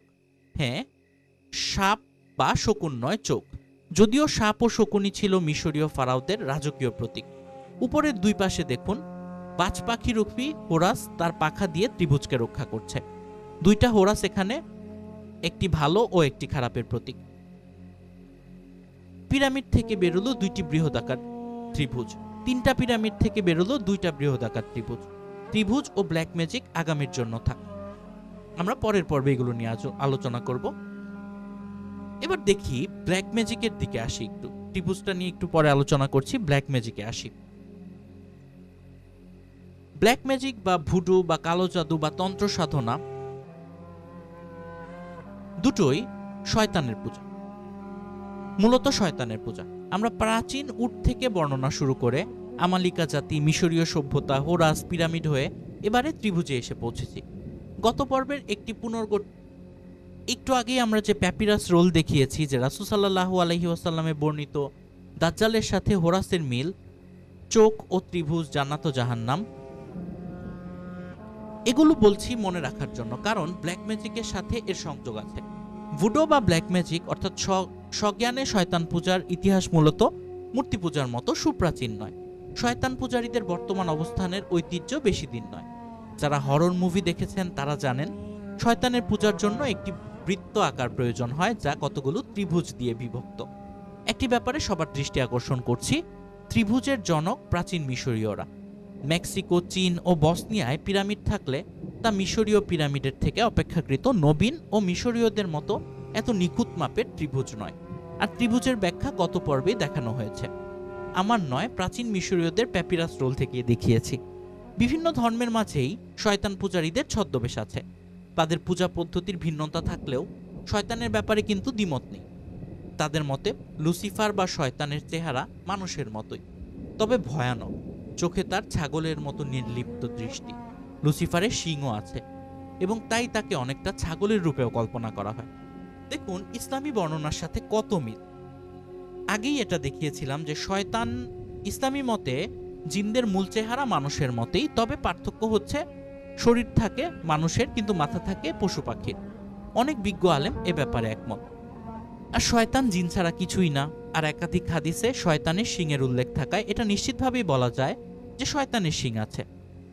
আব্দুল কাদির জিলানী রহিমাহুল্লাহের গুনিয়াতুত তলিবিন থেকে একটি হাদিস বলছি। জনৈক সাহাবী রাসূল সাল্লাল্লাহু আলাইহি ওয়াসাল্লামের কাছে শয়তান দেখতে চান। রাসূল সাল্লাল্লাহু আলাইহি ওয়াসাল্লাম বলেন, চোখ বন্ধ করো। উনি চোখ বন্ধ করলেন। রাসূল সাল্লাল্লাহু আলাইহি ওয়াসাল্লাম বললেন, কি দেখতে পাচ্ছ? সাহাবী বললেন, একটা সাগর, চারদিকে শুধু পানি আর পানি। রাসূল সাল্লাল্লাহু আলাইহি ওয়াসাল্লাম বললেন, আর কি দেখতে পাচ্ছ? সাহাবী বললেন, একটা বিরাট সিংহাসন, চারদিকে শুধু সাপ আর সাপ। রাসূল সাল্লাল্লাহু আলাইহি ওয়াসাল্লাম আবার জিজ্ঞেস করলেন, কি দেখতে পাচ্ছ? সাহাবী বললেন, অনেক বড় দুটো শিং। তারপরই উনি মুখের দিকে তাকিয়ে শিউরে ওঠেন ও চোখ খুলে ফেলেন। রাসূল সাল্লাল্লাহু আলাইহি ওয়াসাল্লাম বললেন, সে অর্থাৎ শয়তান থাকে পূর্ব দিকের এক সাগরে। এ কথা আমাদের স্মরণ রাখতে হবে যে শয়তানের ক্ষমতা আল্লাহর মতো অসীম নয়, সে আল্লাহর মতো সর্বত্র বিরাজমান নয়, তাই তার একটা নির্দিষ্ট আবাস থাকতেই হবে। তাই শয়তানের একটা নির্দিষ্ট আবাস আছে এবং সেটাই সাহাবী চোখ বন্ধ করে দেখিয়েছেন, বা আল্লাহর ইচ্ছায় নবীজি তাকে দেখিয়েছেন। এবার শয়তানের সাথে ব্ল্যাক ম্যাজিশিয়ানদের উপাস্য লুসিফারের বিবরণ মিলিয়ে দেখুন। এই হচ্ছে লুসিফার, ছবিতে দেখুন। এটা ইউরোপের একটি শয়তান উপাসনা কেন্দ্রে ক্ষুদিত। দেখুন এর মাথায় শিং আছে, শয়তানের মাথায়ও শিং আছে। এর আগের চিত্রে লুসিফারের মাথায় ছাগলের মতো। ইসলামী মতে জিনদের মূল দেহ থাকে মানুষের, কিন্তু মাথা থাকে এক একটি ছাগলের। এটি শয়তান বা শয়তান হিসেবে দেখানো হয়েছে। ইনশাল্লাহ আগামী পর্বে আমরা আরো বিস্তারিত আলোচনা করব। সে পর্যন্ত আমাদের চ্যানেলের সাথেই থাকুন এবং চ্যানেলটি প্লিজ সাবস্ক্রাইব করে দিন। এবং আপনাদের আমাদের ভিডিওগুলো ভালো লাগছে কিনা সেটি প্লিজ কমেন্ট করে জানান। ভালো থাকবেন সবাই। আসসালামু আলাইকুম। বিসমিল্লাহির রহমানির রহিম। আসসালামু আলাইকুম। আপনাদের প্রিয় স্টোরিজ অফ ইসলাম বাংলায় আপনারা শুনছেন দাজ্জালের সেই বিখ্যাত দ্বীপটি কোথায় সেটি নিয়ে একটি বিশেষ পর্ব। এর আগের পর্ব দুটিতে আমরা দেখেছিলাম যে দাজ্জালের দ্বীপের সেই অবস্থানটা কোথায় হতে পারে, পৃথিবীর কোন জায়গায় হতে পারে, এবং কিভাবে হিন্দুদের দেবতাগুলো এসেছে এবং প্রাচীন মিশরীয়দের দেবতাগুলো এসেছে এবং এদের সাথে শয়তান বা লুসিফারের কি সম্পর্ক। এবারের পর্বেও আমরা এর বিস্তারিত আলোচনা করার চেষ্টা করব ইনশাআল্লাহ। লুসিফারের এখন যে চিত্রটি আপনারা দেখতে পাচ্ছেন, এটি ইউরোপের একটি শয়তান উপাসনা কেন্দ্রের খোদিত। দেখুন, এর মাথায় শিং আছে, শয়তানের মাথায়ও শিং আছে। এর আগের চিত্রে দেখুন লুসিফারের মাথা ছাগলের মতো, আর ইসলামী মতে জিনদের মূল দেহ থাকে মানুষের, কিন্তু মাথা থাকে এক একটি প্রাণীর। এটি শয়তান পূজারীদের একটি মন্ত্র পড়া প্রতীক। এতে দেখুন সাপ আছে। হাদিসে শয়তানের অবস্থানের আশেপাশে অসংখ্য সাপের উল্লেখ আছে। উবাইদুল্লাহ সিন্ধির কাসাসুল আম্বিয়ায় জানা যায় যে সাপ আগে পাখা, হাত, পা ও আকর্ষণীয় মুখ বিশিষ্ট সুন্দর প্রাণী ছিল, কিন্তু ইবলিশকে মুখে করে জান্নাতে প্রবেশের সুযোগ দেয়ায় আল্লাহ সাপের এই বর্তমান হাল করেন। তার সবথেকে সুন্দর মুখটি সবথেকে কুৎসিত অঙ্গে পরিবর্তিত হয় ও আল্লাহ বলেছিলেন, তোমাকে দেখা মাত্রই মানুষ পিটিয়ে মারতে চাইবে। আজও তাই হয়। মারাত্মক পৌত্তলিকরা সাপের পূজা করত, যেমন হিন্দু ও শয়তানের পূজারীরা আজও করে থাকে। সাপের পূজা করত প্রাচীন মিশরীয়রাও। এবারে আবার আগের কথায় ফিরে যাই, চলুন। শয়তানের পূজার ইতিহাসে আমি দেখিয়েছি যে চোখ ও ত্রিভুজের মাঝে এক চোখের প্রতীকের ব্যবহার তুলনামূলক নতুন। রাসূল সাল্লাল্লাহু আলাইহি ওয়াসাল্লামের উফাতের পরে শয়তান পূজা আধুনিক রূপ পায়, অর্থাৎ ত্রিভুজে বিভক্ত চক্র ও চোখের ব্যবহার, যা ইদানিং শয়তান পূজার অপরিহার্য অঙ্গ। আর সজ্ঞানে শয়তানের পূজার উৎপত্তি হয় রাসূল সাল্লাল্লাহু আলাইহি ওয়াসাল্লামের উফাতের পরে, অর্থাৎ আগে মানুষ সৃষ্টিকর্তা জ্ঞানে শয়তানের অথবা দেবদেবীদের পূজা করত, কিন্তু শয়তানকে শয়তান জেনে পূজা করা শুরু রাসূলুল্লাহ সাল্লাল্লাহু আলাইহি ওয়াসাল্লামের উফাতের পরে। আরও স্পষ্ট করে বলতে চাই, আবু দাউদ শরীফে বর্ণিত দাজ্জালের সেই হাদিস বলার পরে, অর্থাৎ দাজ্জাল যে এক চোখা সেই মর্মে যে হাদিসটি রয়েছে, এটি বলার পরে আমরা মূর্খ বলেই হাদিস ও কোরআন নিয়ে গবেষণা করি না, কিন্তু বিশ্বের নামি দামি প্রত্নতত্ত্ববিদ ও ইতিহাসবিদরা কিন্তু কোরআন হাদিস নিয়ে প্রচুর মাথা ঘামায়। এবার আবার দাজ্জাল ও ত্রিভুজের প্রসঙ্গে যাই, চলুন।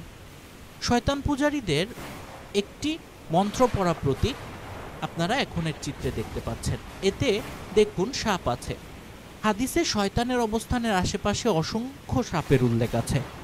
উবাইদুল্লাহ সিন্ধির কাসাসুল আম্বিয়ায় জানা যায় যে সাপ আগে পাখা, হাত, পা ও আকর্ষণীয় মুখ বিশিষ্ট সুন্দর প্রাণী ছিল, কিন্তু ইবলিশকে মুখে করে জান্নাতে প্রবেশের সুযোগ দেয় আল্লাহ সাপের এই হাল করেন।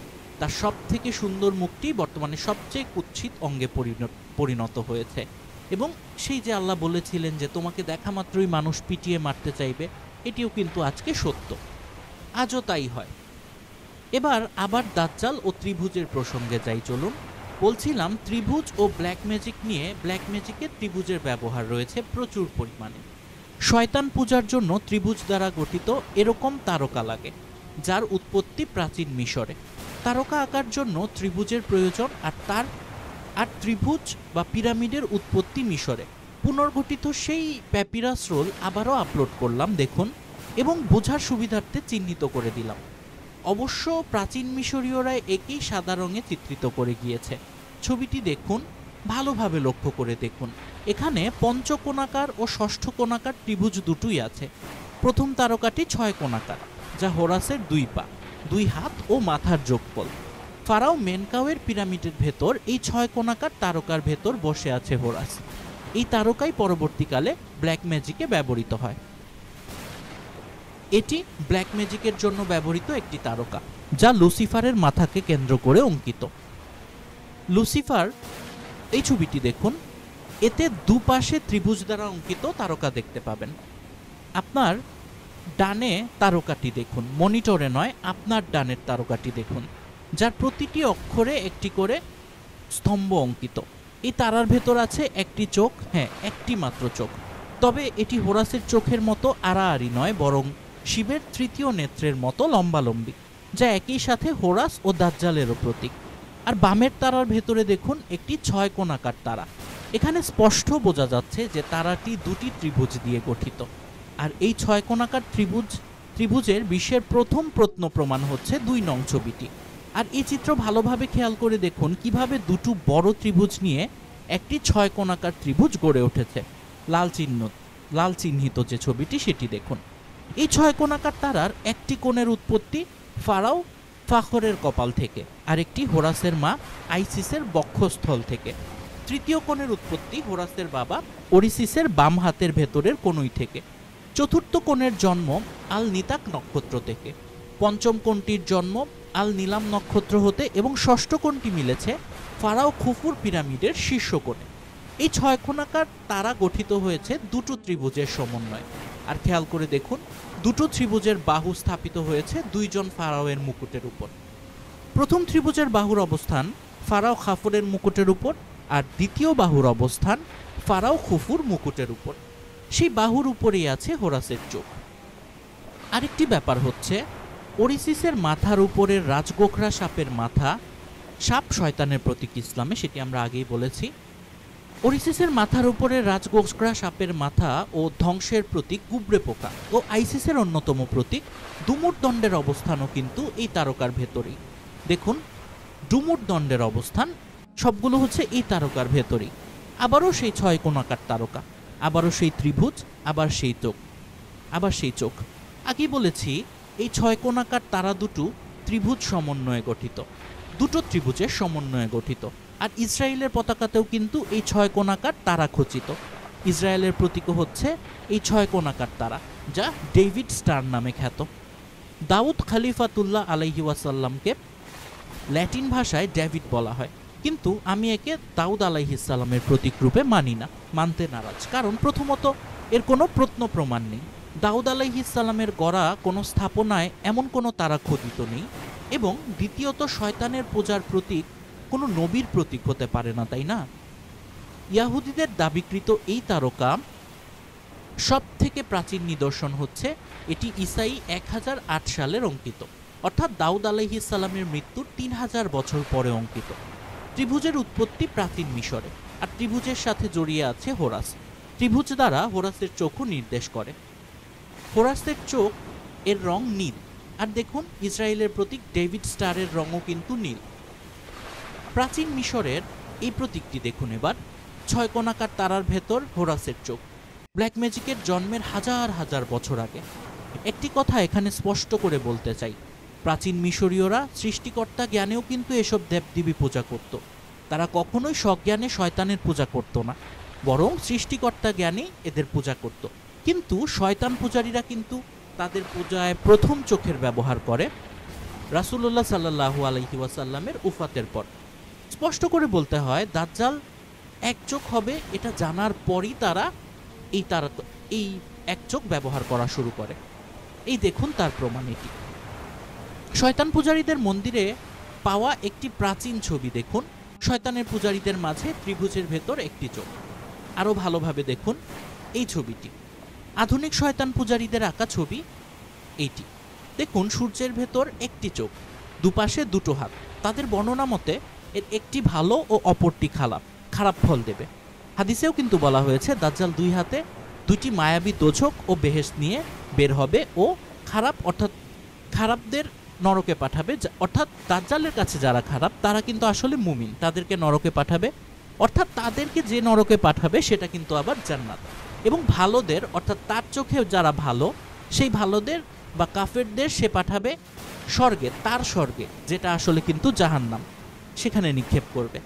আর নিচের যে পিরামিড এর মাঝে সাপ হচ্ছে শয়তানের বাহন। এই পিরামিডটার মাঝে দেখুন একটা সাপ।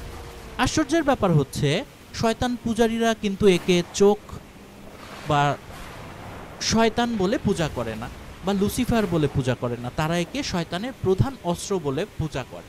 আর দাজ্জালও কিন্তু শয়তানের প্রধান অস্ত্রই হবে। এখানেও দেখুন এই লাল শয়তান চক্রটি দেখুন, এর ঠিক উপরেই আছে একটি চোখ।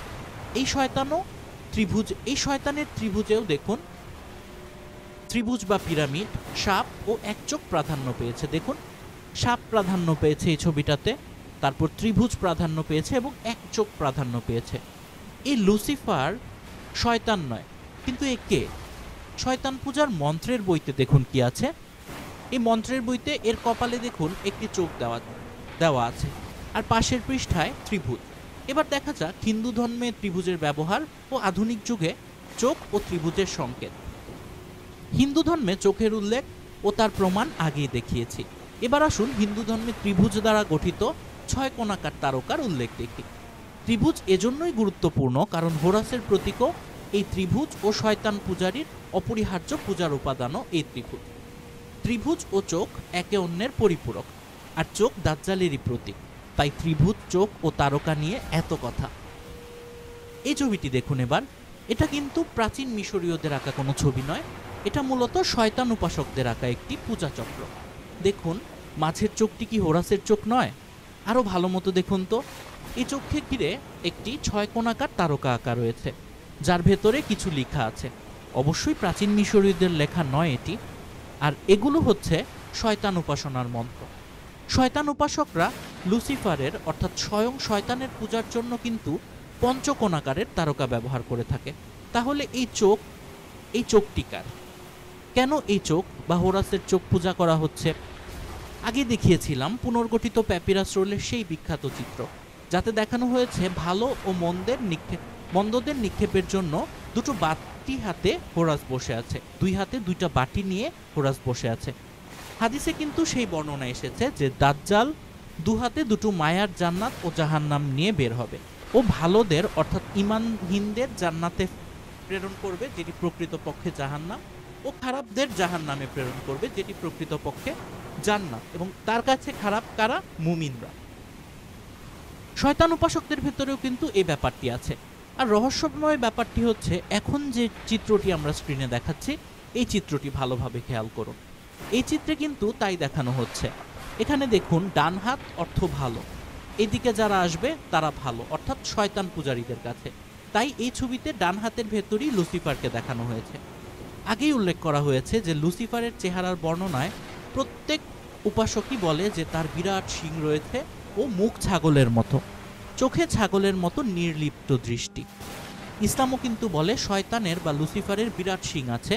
ইসলাম এটাও বলে যে জিনদের মূল বৈশিষ্ট্য হচ্ছে তাদের শরীর থাকে মানুষের ও মাথা থাকে জীবজন্তুর, আর শয়তান নিঃসন্দেহে জীব। এই ছবিতে লুসিফারের সামনে খাবারও দেখানো হয়েছে। নিচে সম্ভোগের প্রতীকরূপে স্বর্গের ভেতর নারী দেখানো হয়েছে। সাপকেও দেখানো হয়েছে আঙুলের উপর ডান হাতে। আগেই দেখানো হয়েছে সাপ ছাড়া শয়তানের পূজা হয় না, আর ইসলামও বিশ্বাস করে সাপ শয়তানের প্রতীক। এখানে আরও দেখানো হয়েছে ধন সম্পদপূর্ণ মাটির পাত্র। আর বাম হাতে দেখুন কুমির, ব্যাঙ, গুবরে পোকা, কচ্ছপ ইত্যাদি দেখানো হয়েছে। এই প্রত্যেকটি জীবজন্তুই মিশরে ভয়ের প্রতীক হিসেবে চিহ্নিত। আর গুবরে পোকার অর্থই তো ধ্বংস মিশরীয়দের মতে, অর্থাৎ এই পোকামাকড় দ্বারা ভয় দেখানো হয়েছে, যা নরকের প্রতীক। তার মানে কি দাঁড়াচ্ছে? তার মানে দাঁড়াচ্ছে হোরাসের পর ব্ল্যাক ম্যাজিককেও দাজ্জালের মিল পাওয়া গেল। মানে আগে আমরা হোরাসের সাথে দাজ্জালের একটি মিল খুঁজে বের করলাম, এবার ব্ল্যাক ম্যাজিকের সাথেও দাজ্জালের মিল খুঁজে বের করলাম। এবার এই ছবিটি দেখুন তো।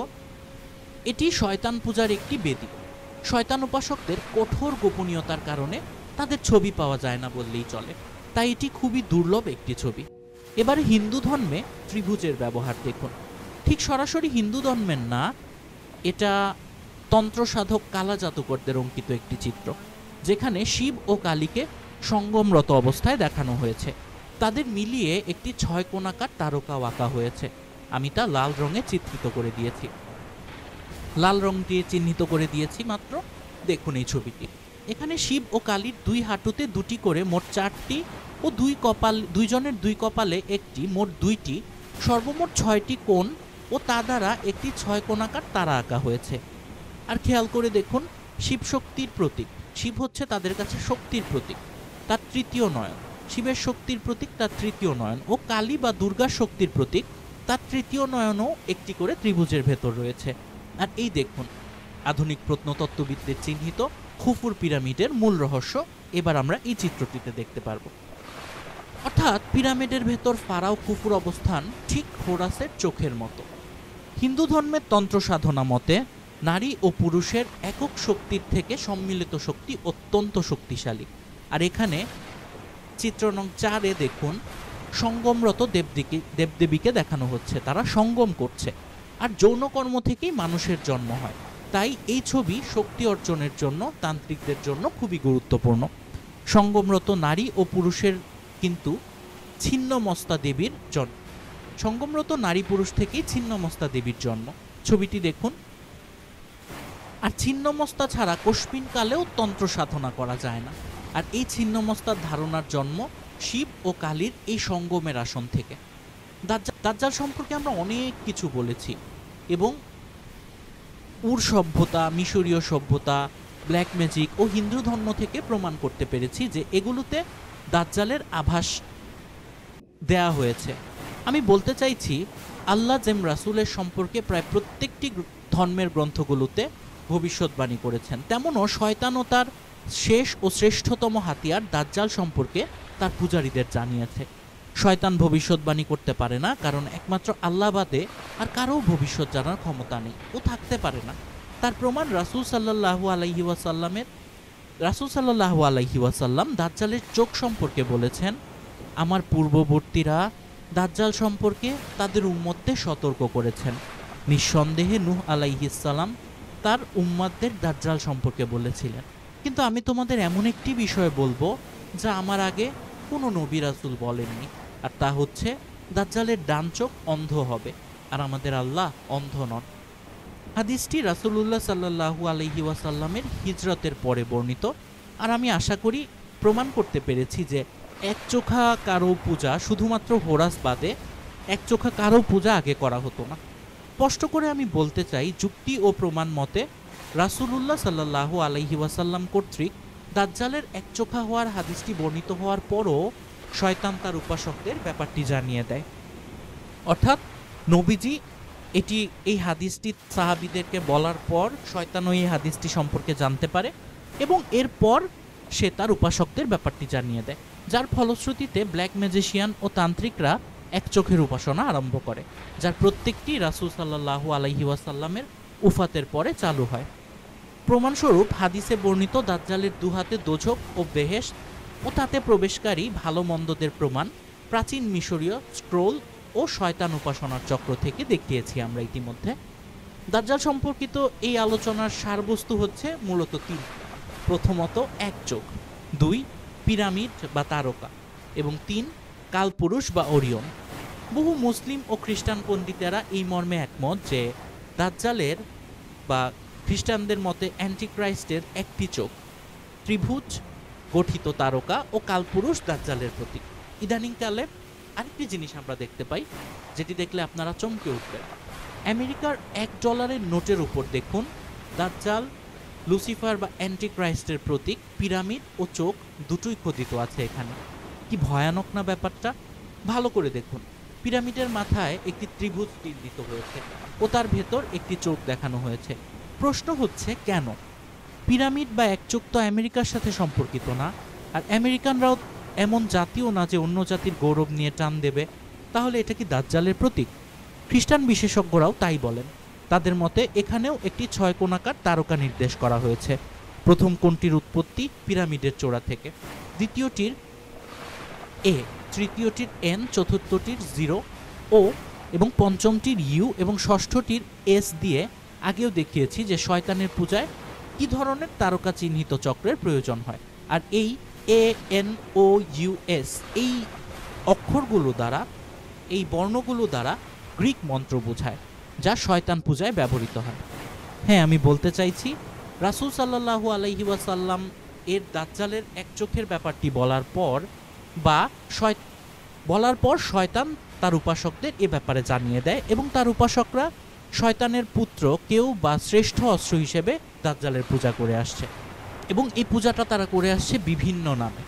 আশ্চর্যের ব্যাপার হচ্ছে এরাও বিশ্বাস করে যে একচোখা এই ব্যক্তি হচ্ছে তাদের প্রভু লুসিফার এবং লুসিফারের শেষ ও শ্রেষ্ঠ অস্ত্র। রাসূল সাল্লাল্লাহু আলাইহি ওয়াসাল্লাম যা আগেই বলে দিয়েছেন, আদম আলাইহিস সালামের পর থেকে দাজ্জালের মতো বড় ফিতনা আর আসবে না। আবার চলুন দাজ্জালের দ্বীপে ফিরে যাই। রাসূল সাল্লাল্লাহু আলাইহি ওয়াসাল্লামের উল্লেখিত সাগরসমূহে চোখ, কালপুরুষ, পিরামিড, ত্রিভুজ নির্দেশিত কোনো দ্বীপ আছে নাকি? তাহলে দাজ্জালের দ্বীপের খোঁজ পাওয়া যাবে। দাজ্জালের দ্বীপ নিয়ে শুরু করেছিলাম এবং প্রথমেই বলেছিলাম তুর্কির সেদির দ্বীপ, ইয়ামানের সুকুত্রা দ্বীপ বা আরব আমিরাতের স্যারবানি ইয়াস দ্বীপ, এই তিনটির একটি দ্বীপই দাজ্জালের দ্বীপ। আরও বলেছিলাম রাসূল সাল্লাল্লাহু আলাইহি ওয়াসাল্লাম বিনা কারণে তিনটি দ্বীপের নাম বলেননি, এর পিছনে যথেষ্ট কারণ ছিল। রাসূল সাল্লাল্লাহু আলাইহি ওয়াসাল্লাম বলেছিলেন সে আছে শাম সাগরে, আর নয় আর হয় ইয়ামেন সাগরে, আর আছে পূর্ব দিকে পূর্ব দিকে পূর্ব দিকে। রাসূল সাল্লাল্লাহু আলাইহি ওয়াসাল্লাম কোনো ব্যাপার জোর দিয়ে বললে 3 বার বলতেন। ইসলামী গবেষকদের মতে মাদিনা থেকে ঠিক পূর্ব দিকে সাগরের বুকে যেই দ্বীপ পড়ে সেটি হচ্ছে আরব আমিরাতের স্যারবানি ইয়াস দ্বীপ। তাদের এই মতের পেছনের দ্বিতীয় ও শক্তিশালী যুক্তি হচ্ছে বানু জুজাম ও বানু লাখুমের আবাসস্থল ছিল পারস্য উপসাগরের তীরে। অনেকে আবার বলেন দাজ্জালের এই দ্বীপ ফিলিপাইনেই হবে, কারণ ফিলিপাইনও মাদিনার ঠিক পূর্বে সাগরের একটি দ্বীপ। মাদিনার পূর্ব দিকে স্যারবানি ইয়াস দ্বীপের আরও পূর্বে পড়ে বাংলাদেশের মেঘনার মোহনা। কিন্তু আল্লাহ আমাদের মনে হয় বাঁচিয়ে দিয়েছেন দাজ্জালের অশুভ অবস্থান থেকে, কারণ এখানে কোনো দ্বীপ নেই। তবে অনেকেই সন্দেহ করেন দ্বীপ না থাকলেও হতে পারে, কারণ মাদিনার ঠিক পূর্বে এই স্থান। মেঘনার মোহনা হচ্ছে বাংলাদেশের লঞ্চ ডুবির একটি অন্যতম স্থান। আমার মতে দাজ্জালের দ্বীপ হচ্ছে আরব আমিরাতের স্যারবানি ইয়াস দ্বীপ, কারণ এর পক্ষের যুক্তি সবচেয়ে বেশি, যদিও প্রকৃত সত্য একমাত্র আল্লাহই জানেন। অনেকেই শাম সাগর ও ইয়ামেন সাগরের উল্লেখকে কোনো গুরুত্বই দেয় না, কিন্তু আমি দেই, কারণ আল্লাহ কোরআনে বলেছেন যে অর্থাৎ রাসূল যা বলে তা নিজ থেকে বলে না, বরং আমি যা বলাই তাই সে বলে। তাই আমি এ ব্যাপারেও গুরুত্ব দিই। আর শাম সাগর অর্থাৎ পূর্ব ভূমধ্য সাগর ও ইয়েমেন সাগর বা এডেন উপসাগরের দুটি দ্বীপে খুবই অদ্ভুত ব্যাপার দেখা গিয়েছে। শাম সাগরের তুর্কির সেদির দ্বীপে নাওমি ক্যাম্বেল নামের একজন মহিলা, যিনি একজন নায়িকা এবং গায়িকা, একটি ইকো হাউস তৈরি করেছে হোরাসের চোখের আকৃতিতে, যেটি আমরা এর আগেও আপনাদেরকে দেখিয়েছি। এখনের চিত্রটিতে আরও স্পষ্টভাবে দেখতে পাচ্ছেন আমরা সেই ইকো হাউস। আশা করি এতদিনে প্রমাণ করতে পেরেছি যে হোরাসই দাজ্জাল। এ ব্যাপারে আমি 95% নিশ্চিত, বাকি 5% আল্লাহর হাতে। অধিকাংশ গবেষকই তাই মনে করেন। ইয়েমেন সাগরে সুকুত্রা দ্বীপও খুব অদ্ভুত একটি দ্বীপ, যার পর্বতমালার আকৃতি ঠিক যেন কালপুরুষই প্রাচীন মিশরীয়দের হোরাস। আর এই দ্বীপে এমন আজব সব উদ্ভিদ পাওয়া যায় যা বিশ্বের আর কোথাও নেই। আর মূল অর্থাৎ পূর্ব দিকের স্যারবানি ইয়াস দ্বীপের আকৃতি কালপুরুষের মতো। এই তিনটি দ্বীপ মিলালে ঠিক যেন একটি ত্রিভুজ হয়। আর এ ব্যাপারে কারোই বিন্দুমাত্র সন্দেহ নেই যে ত্রিভুজ এক অর্থে হোরাসের প্রতীক প্রাচীন মিশরীয়দের কাছে। একই ত্রিভুজ শয়তান উপাসকদের কাছে লুসিফার পূজার উপকরণ ও হিন্দু তান্ত্রিকদের কাছে শক্তির প্রতীক। আমেরিকানরা তো ত্রিভুজ ও এক চক্ষে অ্যান্টিক্রাইস্ট বা দাজ্জালের প্রতীক বলেই মানে। এবার সেদির দ্বীপের হোরাসের চোখ আকৃতির ইকো হাউসেই শুধু নয়, বর্তমান বিশ্বে বিধর্মীদের ভেতর এক চোখ ও ত্রিভুজের ব্যবহার ব্যাপক হারে বেড়ে গিয়েছে। মার্কিন $1 ছবি তো ইতিমধ্যেই দিয়েছি। তাছাড়াও সিনেমা, গান ইত্যাদি ব্যাপকভাবে এক চোখের ব্যবহার বেড়ে গিয়েছে। সিনেমা গানেও ব্যাপকভাবে এক চোখের ব্যবহার দেখাচ্ছে এবং ত্রিভুজের ব্যবহার দেখাচ্ছে। তাহলে এগুলো কিসের আলামত? এবারের যে কিছুদিন আগে, কয়েক বছর আগের বাণিজ্য মেলায় ইরানি স্টলে গিয়ে হতবাক হয়ে গিয়েছিলাম। পাথর ও গহনা শোকেসে যত লকেট দেখলাম তার 80%ই এক চোখের। আগের বছরের মেলাতেও আমি এমনটা দেখেছি। বিশ্বাস না হলে নিচে গিয়ে দেখে আসুন কত ধরনের চোখেরা লকেট হিসেবে বানিয়েছে। রাসূল সাল্লাল্লাহু আলাইহি ওয়াসাল্লাম দাজ্জাল সম্পর্কে বলেছেন, পারস্য চাদরে আবৃত 70,000 ইস্পাহানি ইয়াহুদি দাজ্জালকে অনুসরণ করবে। ইস্পাহান বর্তমানে ইরানে অবস্থিত, সাফাভি আমলের তিলোত্তমা রাজধানী। সবাই জানেন ইরান একটি শিয়া রাষ্ট্র। প্রশ্ন হচ্ছে, ইরানে এত ইয়াহুদি কিভাবে আসবে? আল্লামা ইয়াকুত হাম্বির মুজামুল বুলদান থেকে জানা যায় যে বুখতে নাসুর ইয়াহুদিদের পারস্যের ইস্পাহানে নির্বাসনে পাঠিয়েছিল। ইয়াহুদিদের বসতি বিস্তারের ফলে ইস্পাহানে ইয়াহুদিয়া নামে একটি মহল্লা গড়ে ওঠে। বুখতে নাসর ক্যালদীয় সম্রাট দ্বিতীয় নেবুচাদনেজারের আরবি নাম। অর্থাৎ দেখুন, বুখতে নাসর ক্যালদীয় সম্রাট দ্বিতীয় নেবুচাদনেজারের আরবি নাম। তিনি ছিলেন ক্যালদীয়র শ্রেষ্ঠতম সম্রাট ও খুবই কঠোর শাসক। ব্যাবিলনের শূন্য উদ্যানের প্রতিষ্ঠাতাও তিনি। বারংবার ইয়াহুদিদের বিদ্রোহে ক্ষুব্ধ হয়ে নেবুচাদনেজার 596 খ্রিস্টপূর্বে ইহুদিদের পরাজিত করেন এবং ইহুদিদের 10টি গোত্রকে বিশ্বের বিভিন্ন প্রান্তে নির্বাসনে পাঠান। তাদের একটা দলকেই আধুনিক ইরানের ইস্পাহানে নির্বাসনে পাঠানো হয়। অনেকে অবাক হয়ে যান, ইউরোপে আমেরিকা ইহুদিরা এলো কি করে? এটা নেবুচাদনেজারের কীর্তি। তিনি বিশ্বের বিভিন্ন প্রান্তে এই অভিশপ্ত জাতিকে নির্বাসনে পাঠান, যাতে এরা ছড়িয়ে ছিটিয়ে থাকে ও মানব সভ্যতা এদের খারাপি থেকে বেঁচে থাকে। কিন্তু ইসরায়েল নামক অবৈধ রাষ্ট্র প্রতিষ্ঠিত হওয়ার পর বিশ্বের বিভিন্ন দেশ থেকে ইয়াহুদিদের ফিলিস্তিনি ভূখণ্ডে জড়ো করা হচ্ছে। যাই হোক, 70,000 ইস্পাহানি সম্পর্কে কোনো কোনো মুহাদ্দিস বলেন তাদের মাথা হবে পারস্য চাদরে আবৃত। এর অর্থ এটাও যে তারা তাদের পরিচয় গোপন রাখতে সক্ষম হবে। আবার অনেকে বলেন সেটা হবে সেলাইবিহীন চাদর। এবার দাজ্জাল সম্পর্কে অপব্যাখ্যার জবাব দেয়া যাক। দাজ্জাল সম্পর্কে কিছু লোক, বিশেষত বিভিন্ন দলের কিছু লোক দাবি করে যে দাজ্জাল মূলত ইয়াহুদি খ্রিস্টান সভ্যতা। এর দ্বারা কোনো মানুষ বোঝানো হয়নি। নিঃসন্দেহে এটা একটি অপব্যাখ্যা ও হাদিস বহির্ভূত ব্যাখ্যা। সম্প্রতি ইসরায়েলে এই একচোখা শিশুর জন্ম নিয়েও অনেকে একথা বলেছে। চিত্রটি দেখুন, তাদের দাবি এটাই দাজ্জাল। আসলেই কি তাই? সবার আগে দেখা যাক এ ব্যাপারে হাদিস কি বলে, কারণ দাজ্জাল নিয়ে বিস্তারিত একমাত্র রাসূল সাল্লাল্লাহু আলাইহি ওয়াসাল্লামই বলেছেন। আবু হুরায়রা রাদিয়াল্লাহু থেকে বর্ণিত, রাসূল সাল্লাল্লাহু আলাইহি ওয়াসাল্লাম বলেছেন, আমি তোমাদেরকে দাজ্জাল সম্পর্কে এমন কথা বলবো না যা সম্পর্কে অন্য কোনো নবী তার উম্মতদের বলেননি। সে হবে কানা এবং তার সাথে থাকবে জাহান্নামের মতো একটি এবং জান্নাতের মতো একটি জিনিস। সে সেটাকে জান্নাত বলে পরিচয় দিবে, সেটা হবে প্রকৃতপক্ষে জাহান্নাম, এবং তেমনি ভাবে সে যেটাকে জাহান্নাম বলে পরিচয় দিবে সেটি হবে জান্নাত। তার সাথে থাকা জাহান্নামটি হবে প্রকৃতপক্ষে জান্নাত। বুখারী ও মুসলিম শরীফের হাদিস। আরেকটি হাদিস দেখুন, আনাস রাদিয়াল্লাহু থেকে বর্ণিত, রাসূল সাল্লাল্লাহু আলাইহি ওয়াসাল্লাম বলেছেন, প্রত্যেক নবী তার উম্মতকে কানা মিথ্যাবাদী দাজ্জাল সম্পর্কে সাবধান করেছেন। সাবধান, সে কানা, তোমাদের মহান ও শক্তিমান প্রভু কানা নয়। সেই কানা মিথ্যাবাদী দাজ্জালের কপালে কাফ, ফা ও রা লেখা থাকবে। কাফ, ফা, রা অর্থাৎ কাফির। বুখারী ও মুসলিম শরীফের হাদিস। দাজ্জালের মা বাবা সম্পর্কে রাসূল সাল্লাল্লাহু আলাইহি ওয়াসাল্লাম বলেছেন। আবু বকর রাদিয়াল্লাহু থেকে বর্ণিত হাদিসটি, রাসূল সাল্লাল্লাহু আলাইহি ওয়াসাল্লাম বলেছেন, দাজ্জালের বাবা মা 30 বছর পর্যন্ত নিঃসন্তান থাকবে। অতঃপর তাদের এমন একটি পুত্র সন্তান জন্মগ্রহণ করবে যার দাঁত হবে লম্বা লম্বা এবং অপদার্থ। তার চোখ ঘুমাবে কিন্তু অন্তর ঘুমাবে না। তার পিতা হবে হালকা দেহ বিশিষ্ট, ছিপছিপে লম্বা ও নাক হবে পাখির ঠোঁটের ন্যায় সরু। তার মা হবে বিশাল স্তন বিশিষ্ট মহিলা। তিরমিজি শরীফে এসেছে। আব্দুল্লাহ ইবনে ওমর রাদিয়াল্লাহু থেকে বর্ণিত আরেকটি হাদিসে বলেছেন, রাসূল সাল্লাল্লাহু আলাইহি ওয়াসাল্লাম বলেছেন, দাজ্জালের ডান চোখ হবে কানা আর আল্লাহ অন্ধ নন। তার চোখ বা বাঁ চোখ হবে আঙ্গুরের মতো উঁচু ও ফোলা। মুসলিম ও বুখারী শরীফের হাদিস।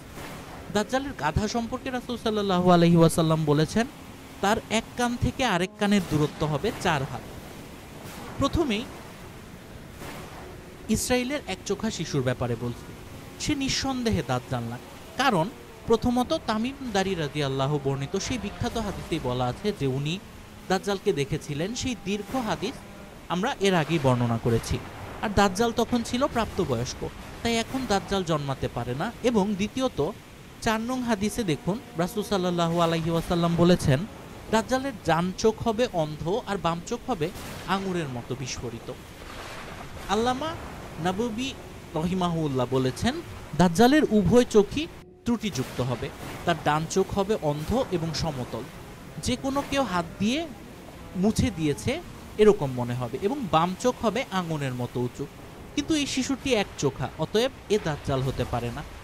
এর সাথে বরং গ্রিক পুরাণের এক চোখা দৈত্য সাইক্লোপের মিল আছে। গ্রিক পুরাণে একটা দৈত্যের কথা বলা হয়েছে যার একটি চোখ থাকবে, সেই সাইক্লোপের মিল আছে এর সাথে।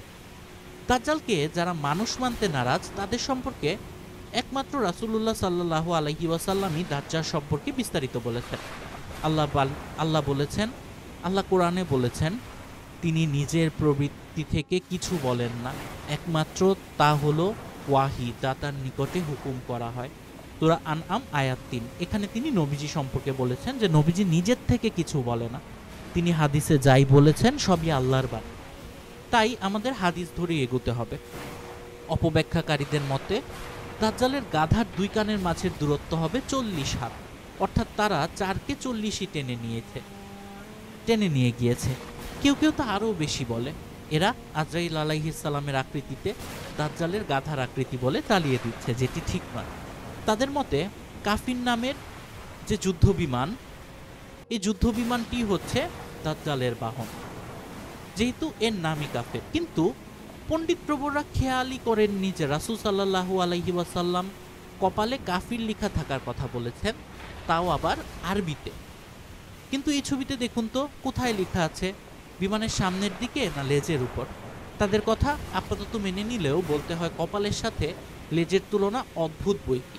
আর এই বিমান ইসরায়েলে একটি নয়, শত শত আছে। তাহলে তাদের প্রত্যেকজন পাইলটই কি দাজ্জাল? সবাই কি একচোখা? এ ব্যাপারে কিন্তু তারা নীরব। রাসূল সাল্লাল্লাহু আলাইহি ওয়াসাল্লাম পরিষ্কারভাবে আরবিতে লেখা থাকার কথা বলেছেন, কিন্তু এখানে দেখুন ল্যাটিন হরফে লেখা। রাসূলুল্লাহ সাল্লাল্লাহু আলাইহি ওয়াসাল্লাম দাজ্জালের বাবা মায়ের বর্ণনা দিয়েছেন। দাজ্জাল যদি ইয়াহুদি খ্রিস্টান সভ্যতাই হয়, তাহলে সভ্যতার আবার বাবা মা এলো কি করে? দাজ্জালের মায়ের স্তনের কথা বলা হয়েছে। এবারে এরা কি তার সাথে ইসরায়েলের কোনো পাহাড়ের তুলনা করে বসবে যে পাহাড়ের অনেক উঁচু উঁচু পাহাড়গুলো স্তনের মতো, সেজন্য এটি হচ্ছে দাজ্জালের মা? এগুলো ভ্রান্ত ধারণা। সভ্যতাই যদি হয় তাহলে তার এক চোখ কানা, এর অর্থ কি? কিন্তু এই পণ্ডিতেরা এই অর্থটি কিন্তু বলেনি।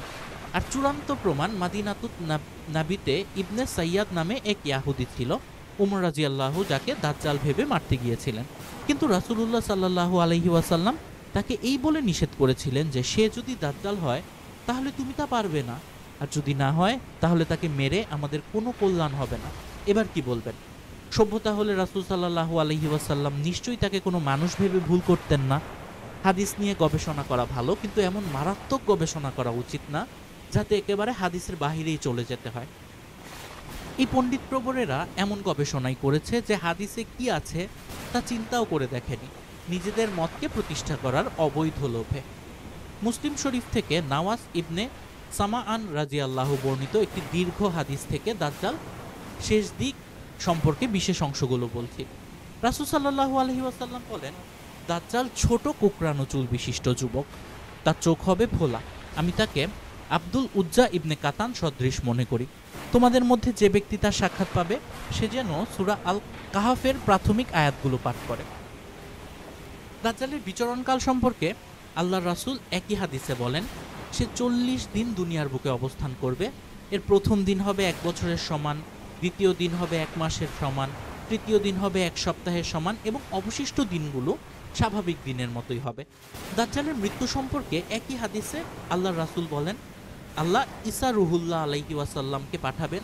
তিনি দামেস্কের পূর্ব অংশে সাদা মিনারের উপরে হালকা জাফরানি রঙের ২ খণ্ড কাপড় পরিহিত অবস্থায় ২ ফেরেশতার পাখায় ভর দিয়ে নেমে আসবেন। যখন তিনি মাথা নত করবেন তখন তার ঘাম মুক্তার স্বচ্ছ দানার মতো ঝরতে থাকবে, আর যখন মাথা উঁচু করবেন তখন মতির দানার মতো ঝরে পড়বে ঘাম। যে কাফিরের গায়ে তার নিঃশ্বাস পড়বে সে মারা যাবে, অথচ তার দৃষ্টি যত দূর যাবে তার শ্বাসও তত দূর পৌঁছাবে। দাজ্জাল তাকে দেখে লবণ যেভাবে গলে সেভাবে গলতে থাকবে, তবু তিনি তাকে ধাওয়া করবেন এবং বাবুল লুদ নামক স্থানে পেয়ে বর্ষাঘাতে হত্যা করবেন। এই হাদিস থেকে প্রমাণিত হয় যে দাজ্জাল হবে একজন মানুষ। দাজ্জাল দুনিয়ায় ১ বছর ২ মাস ৮ দিন বিচরণ করবে। ঈসা আলাইহিস সালাম তাকে নিজ হাতে বর্ষা দিয়ে হত্যা করে শরণাতীতকালের ভয়ঙ্করতম ফিতনা বন্ধ করবেন। অনেকেই ঈসা আলাইহিস সালামের বর্ষার ব্যাপারে সন্দেহ করে থাকেন ও দাজ্জালকে আধুনিক যুগের ঘটনা বলে চালিয়ে দিচ্ছেন। সেসব অবিশ্বাসী অপব্যাখ্যাকারীদের আমি বলছি, আমাদের এই তথ্য প্রযুক্তির যুগের আগে কি একসময় আমরা মানুষরা তামা, ব্রোঞ্জ, লোহার অস্ত্র দ্বারা যুদ্ধ করতাম না? তখন কি কেউ কল্পনা করতে পেরেছিল একদিন মানুষ শব্দের গতির থেকে ৫-৬ গুণ বেশি গতিসম্পন্ন যানে করে যুদ্ধ করবে, তাও আবার আকাশে? কিংবা কিছুদিন আগে আমরা যে যুদ্ধটা দেখলাম, হাইপারসনিক মিসাইল দিয়ে যে যুদ্ধ করলো, মানে মাঝখানে কয়েকটা দেশ আছে কিন্তু মাঝখানে কয়েকটা দেশের দুই পাশ থেকে দুইটা দেশ মিসাইল ছুঁড়ে ছুঁড়ে যুদ্ধ করছে এক দেশের সাথে আরেক দেশ, এবং এই মিসাইলগুলো এতটা শক্তিশালী এবং এতটা দ্রুত গতি সম্পন্ন যে এই হাইপারসনিক মিসাইলগুলো নাকি মহাকাশে চলে যায় একবার উৎক্ষেপণের পর, এবং মহাকাশ দিয়ে সে কিছুটা দূরত্ব অতিক্রম করে তারপর যে দেশে আক্রমণ করা হচ্ছে সেই দেশের আকাশে আরও শক্তি নিয়ে, গ্র্যাভিটির শক্তি নিয়ে সে দেশে আঘাত করে। এটাই তো আমরা কিছুদিন আগে দেখলাম, মিসাইলের যুদ্ধ দুই দেশের মধ্যে, এবং অনেক দেশের উপর দিয়ে মিসাইলগুলো উড়ে গিয়েছে, সে দেশের মানুষরা ভিডিও করেছে, কিন্তু সেই দেশগুলো কিন্তু ক্ষতিগ্রস্ত হয়নি, বরং দুইটা দেশ দূরে থেকে এক দেশের সাথে আরেক দেশ যুদ্ধ করেছে। তো তখন কি আমরা কল্পনা করতে পেরেছিলাম যে একদিন মানুষ এরকম যুদ্ধ করবে? একদিন মানুষ শব্দের গতির থেকে 5-6 গুণ বেশি গতিসম্পন্ন যানে করে যুদ্ধ করবে, তাও আকাশ থেকে আকাশে যুদ্ধ হবে। কিন্তু এখন তো করছি। কাফেররা পুনরুত্থানের ব্যাপারে অবিশ্বাসী হয়ে রাসূল সাল্লাল্লাহু আলাইহি ওয়াসাল্লামকে প্রশ্ন করেছিল, সব কিছু শেষ হয়ে যাওয়ার পরে আল্লাহ কিভাবে মানুষকে পুনরায় জীবিত করবেন? আল্লাহ তাদের জবাব কোরআনে এভাবে দিয়েছেন যে, এক সময় তো কিছুই ছিল না, কিন্তু আমি আদম আলাইহিসসালাম ও হাওয়া আলাইহিসসালামের মাধ্যমে দুনিয়াতে তোমাদের সৃষ্টি করেছি। তাহলে এতে অবাক হওয়ার কি আছে যে আমি তাদের পুনরুত্থিত করব? যেমনভাবে আদমকে বানিয়েছি তেমনইভাবে এটাও হবে। ঠিক তেমনি আল্লাহ যেমন আধুনিক সভ্যতা দিয়েছেন, একদিন তাও শেষ করে দিবেন। অনেকে বর্ষাকে বন্দুক বানানোর পক্ষে, সেই সব উম্মাদদের আমি বলবো, আল্লাহই হচ্ছে ভাষার সৃষ্টিকর্তা। সুতরাং আল্লাহর ভাষা জ্ঞানের কোনো অভাব নেই। আর আল্লাহর অভাব নেই মানে রাসূল সাল্লাল্লাহু আলাইহি ওয়াসাল্লামেরও আল্লাহর প্রদত্ত শক্তিতেই ভাষা জ্ঞানের কোনো অভাব নেই। বর্ষা না হয়ে আগ্নেয়াস্ত্র হলে কি এখানে অস্ত্র ব্যবহার করা অধিক যুক্তিযুক্ত ছিল না? এই সামান্য ব্যাকরণটা আল্লাহ নিশ্চয়ই জানেন। মুসলিম শরীফের একটি হাদিস বলছি, রাসূলুল্লাহ সাল্লাল্লাহু আলাইহি ওয়াসাল্লাম বলেছেন, দুশমনদের মোকাবেলার সাধ্যমতো প্রস্তুতি গ্রহণ করো, তোমাদের অশ্বারোহী বাহিনীও তৈরি রাখো। মনে রাখবে, নিক্ষেপণ হাতিয়ারই সর্বোত্তম, নিক্ষেপণ হাতিয়ারই সর্বোত্তম, নিক্ষেপণ হাতিয়ারই সর্বোত্তম। রাসূল সাল্লাল্লাহু আলাইহি ওয়াসাল্লাম কিন্তু এখানে তৎকালীন নিক্ষেপণযোগ্য অস্ত্র তীর, মিনজানিক বা আরাদার উল্লেখ না করে নিক্ষেপণযোগ্য হাতিয়ার বলেছেন। আর নিক্ষেপণযোগ্য অস্ত্র আসলেই যে কতটা শ্রেষ্ঠ তার প্রমাণ এখনকার আইসিবিএম, নিউক্লিয়ার আইসিবিএম এগুলো, এবং এই যে হাইপারসনিক মিসাইলগুলো, এগুলো কিন্তু নিক্ষেপণযোগ্য অস্ত্র এবং সর্বশ্রেষ্ঠ, সর্বোত্তম। দেখুন, আমরা কিন্তু কয়েকদিন আগে এগুলো দেখলাম। তাহলে নবীজি এটার কথাই বলেছেন। 13,000 কিলোমিটার পাল্লা বিশিষ্ট এসব ক্ষেপণাস্ত্রের জোরেই আমেরিকা কিন্তু বিশ্বে মোড়লগিরি করছে। এই হাদিস থেকে প্রমাণিত হলো যে ভাষা জ্ঞান রাসূল সাল্লাল্লাহু আলাইহি ওয়াসাল্লামের ছিল। দাজ্জাল নিয়ে বিশ্বে বহু ব্যাখ্যা প্রচলিত আছে। আমি এগুলোর থেকে হাদিসের ভেতর থাকা ব্যাখ্যাগুলোকেই কেবল গ্রহণ করছি, আর অন্যান্য হাদিস বহির্ভূত ব্যাখ্যাগুলোকে আবর্জনার স্তূপে নিক্ষেপ করছি। হিন্দু ধর্ম, প্রাচীন মিশরীয় ধর্ম ও ব্ল্যাক ম্যাজিক, এই তিনটি থেকে আলোচনা করে আমি দেখাতে চেয়েছি যে হোরাসি দাজ্জাল, যদিও প্রকৃত সত্য একমাত্র আল্লাহ জানেন। আমি শুধু বিখ্যাত ইসলামী গবেষকদের মতের উল্লেখ করেছি মাত্র, ও বিচ্ছিন্ন ঘটনাগুলোকে ইতিহাস দিয়ে, প্রত্নতত্ত্ব দিয়ে জুড়ে দিয়েছি। আমার মৌলিকত্ব শুধু এটাই যে আমি প্রত্নতত্ত্বক উপাদান থেকে প্রমাণ দিয়েছি ও দাজ্জালের সাথে এদের সাদৃশ্যতাগুলো একে একে তুলে দিয়েছি ছবিসহ। দাজ্জালি যে হোরাস, এটা কেউ না মানলে তার ঈমান চলে যাবে না, আর আমি এ ব্যাপারে কাউকে জোরও করব না। শুধু হাদিসের বাহিরে কেউ যেতে চাইলে তার সাথে জীবনেও আপোষ করব না। হাদিসের বাইরে কিন্তু আমরা যাব না, কারণ আমি দৃঢ়ভাবে বিশ্বাস করি হাদিসের প্রতিটি কথাই সত্যি। হিন্দুস্তান জিহাদের মাধ্যমে ইসলামের অন্যতম বড় ও তৃতীয় দুশমন হিন্দুদের পতন ঘটবে। ইমাম মাহদির মাধ্যমে ইসলামের দ্বিতীয় বড় দুশমন খ্রিস্টানদের পতন ঘটবে। আর ঈসা রুহুল্লাহ আলাইহিসসালামের মাধ্যমে ইসলামের জঘন্যতম দুশমন ইয়াহুদি ও তাদের শেষ নেতা দাজ্জালের পতন ঘটবে। আল্লাহর এই অন্যতম প্রিয় নবী ঈসা আলাইহিসসালাম, যার কথা কোরআনে বহুবার বলা হয়েছে, এর সময়, ঈসা আলাইহিসসালামের সময় মানব জাতির ভেতর দুর্বারতম দৌরাত্ম্য ইয়াজুজ মাজুজদেরও পতন ঘটবে এবং ইসলামের পতাকা বিশ্বের প্রতিটি কোণে উড়বে ইনশাআল্লাহ। দাজ্জালের ফিতনা থেকে বাঁচার জন্য আসুন রাসূলুল্লাহ সাল্লাল্লাহু আলাইহি ওয়াসাল্লামের নির্দেশিত পথে সূরা কাহাফের প্রথম 10 আয়াত মুখস্থ করি ও আল্লাহর কাছে এই প্রার্থনা করি যাতে ঈমান নিয়ে কবরে যেতে। দাজ্জালের ফিতনা থেকে বাঁচার জন্য আসুন রাসূলুল্লাহ সাল্লাল্লাহু আলাইহি ওয়াসাল্লামের নির্দেশিত পথে সূরা কাহাফের প্রথম 10 আয়াত মুখস্থ করি ও আল্লাহর কাছে এই প্রার্থনা করি যাতে ঈমান নিয়ে কবরে যেতে পারি।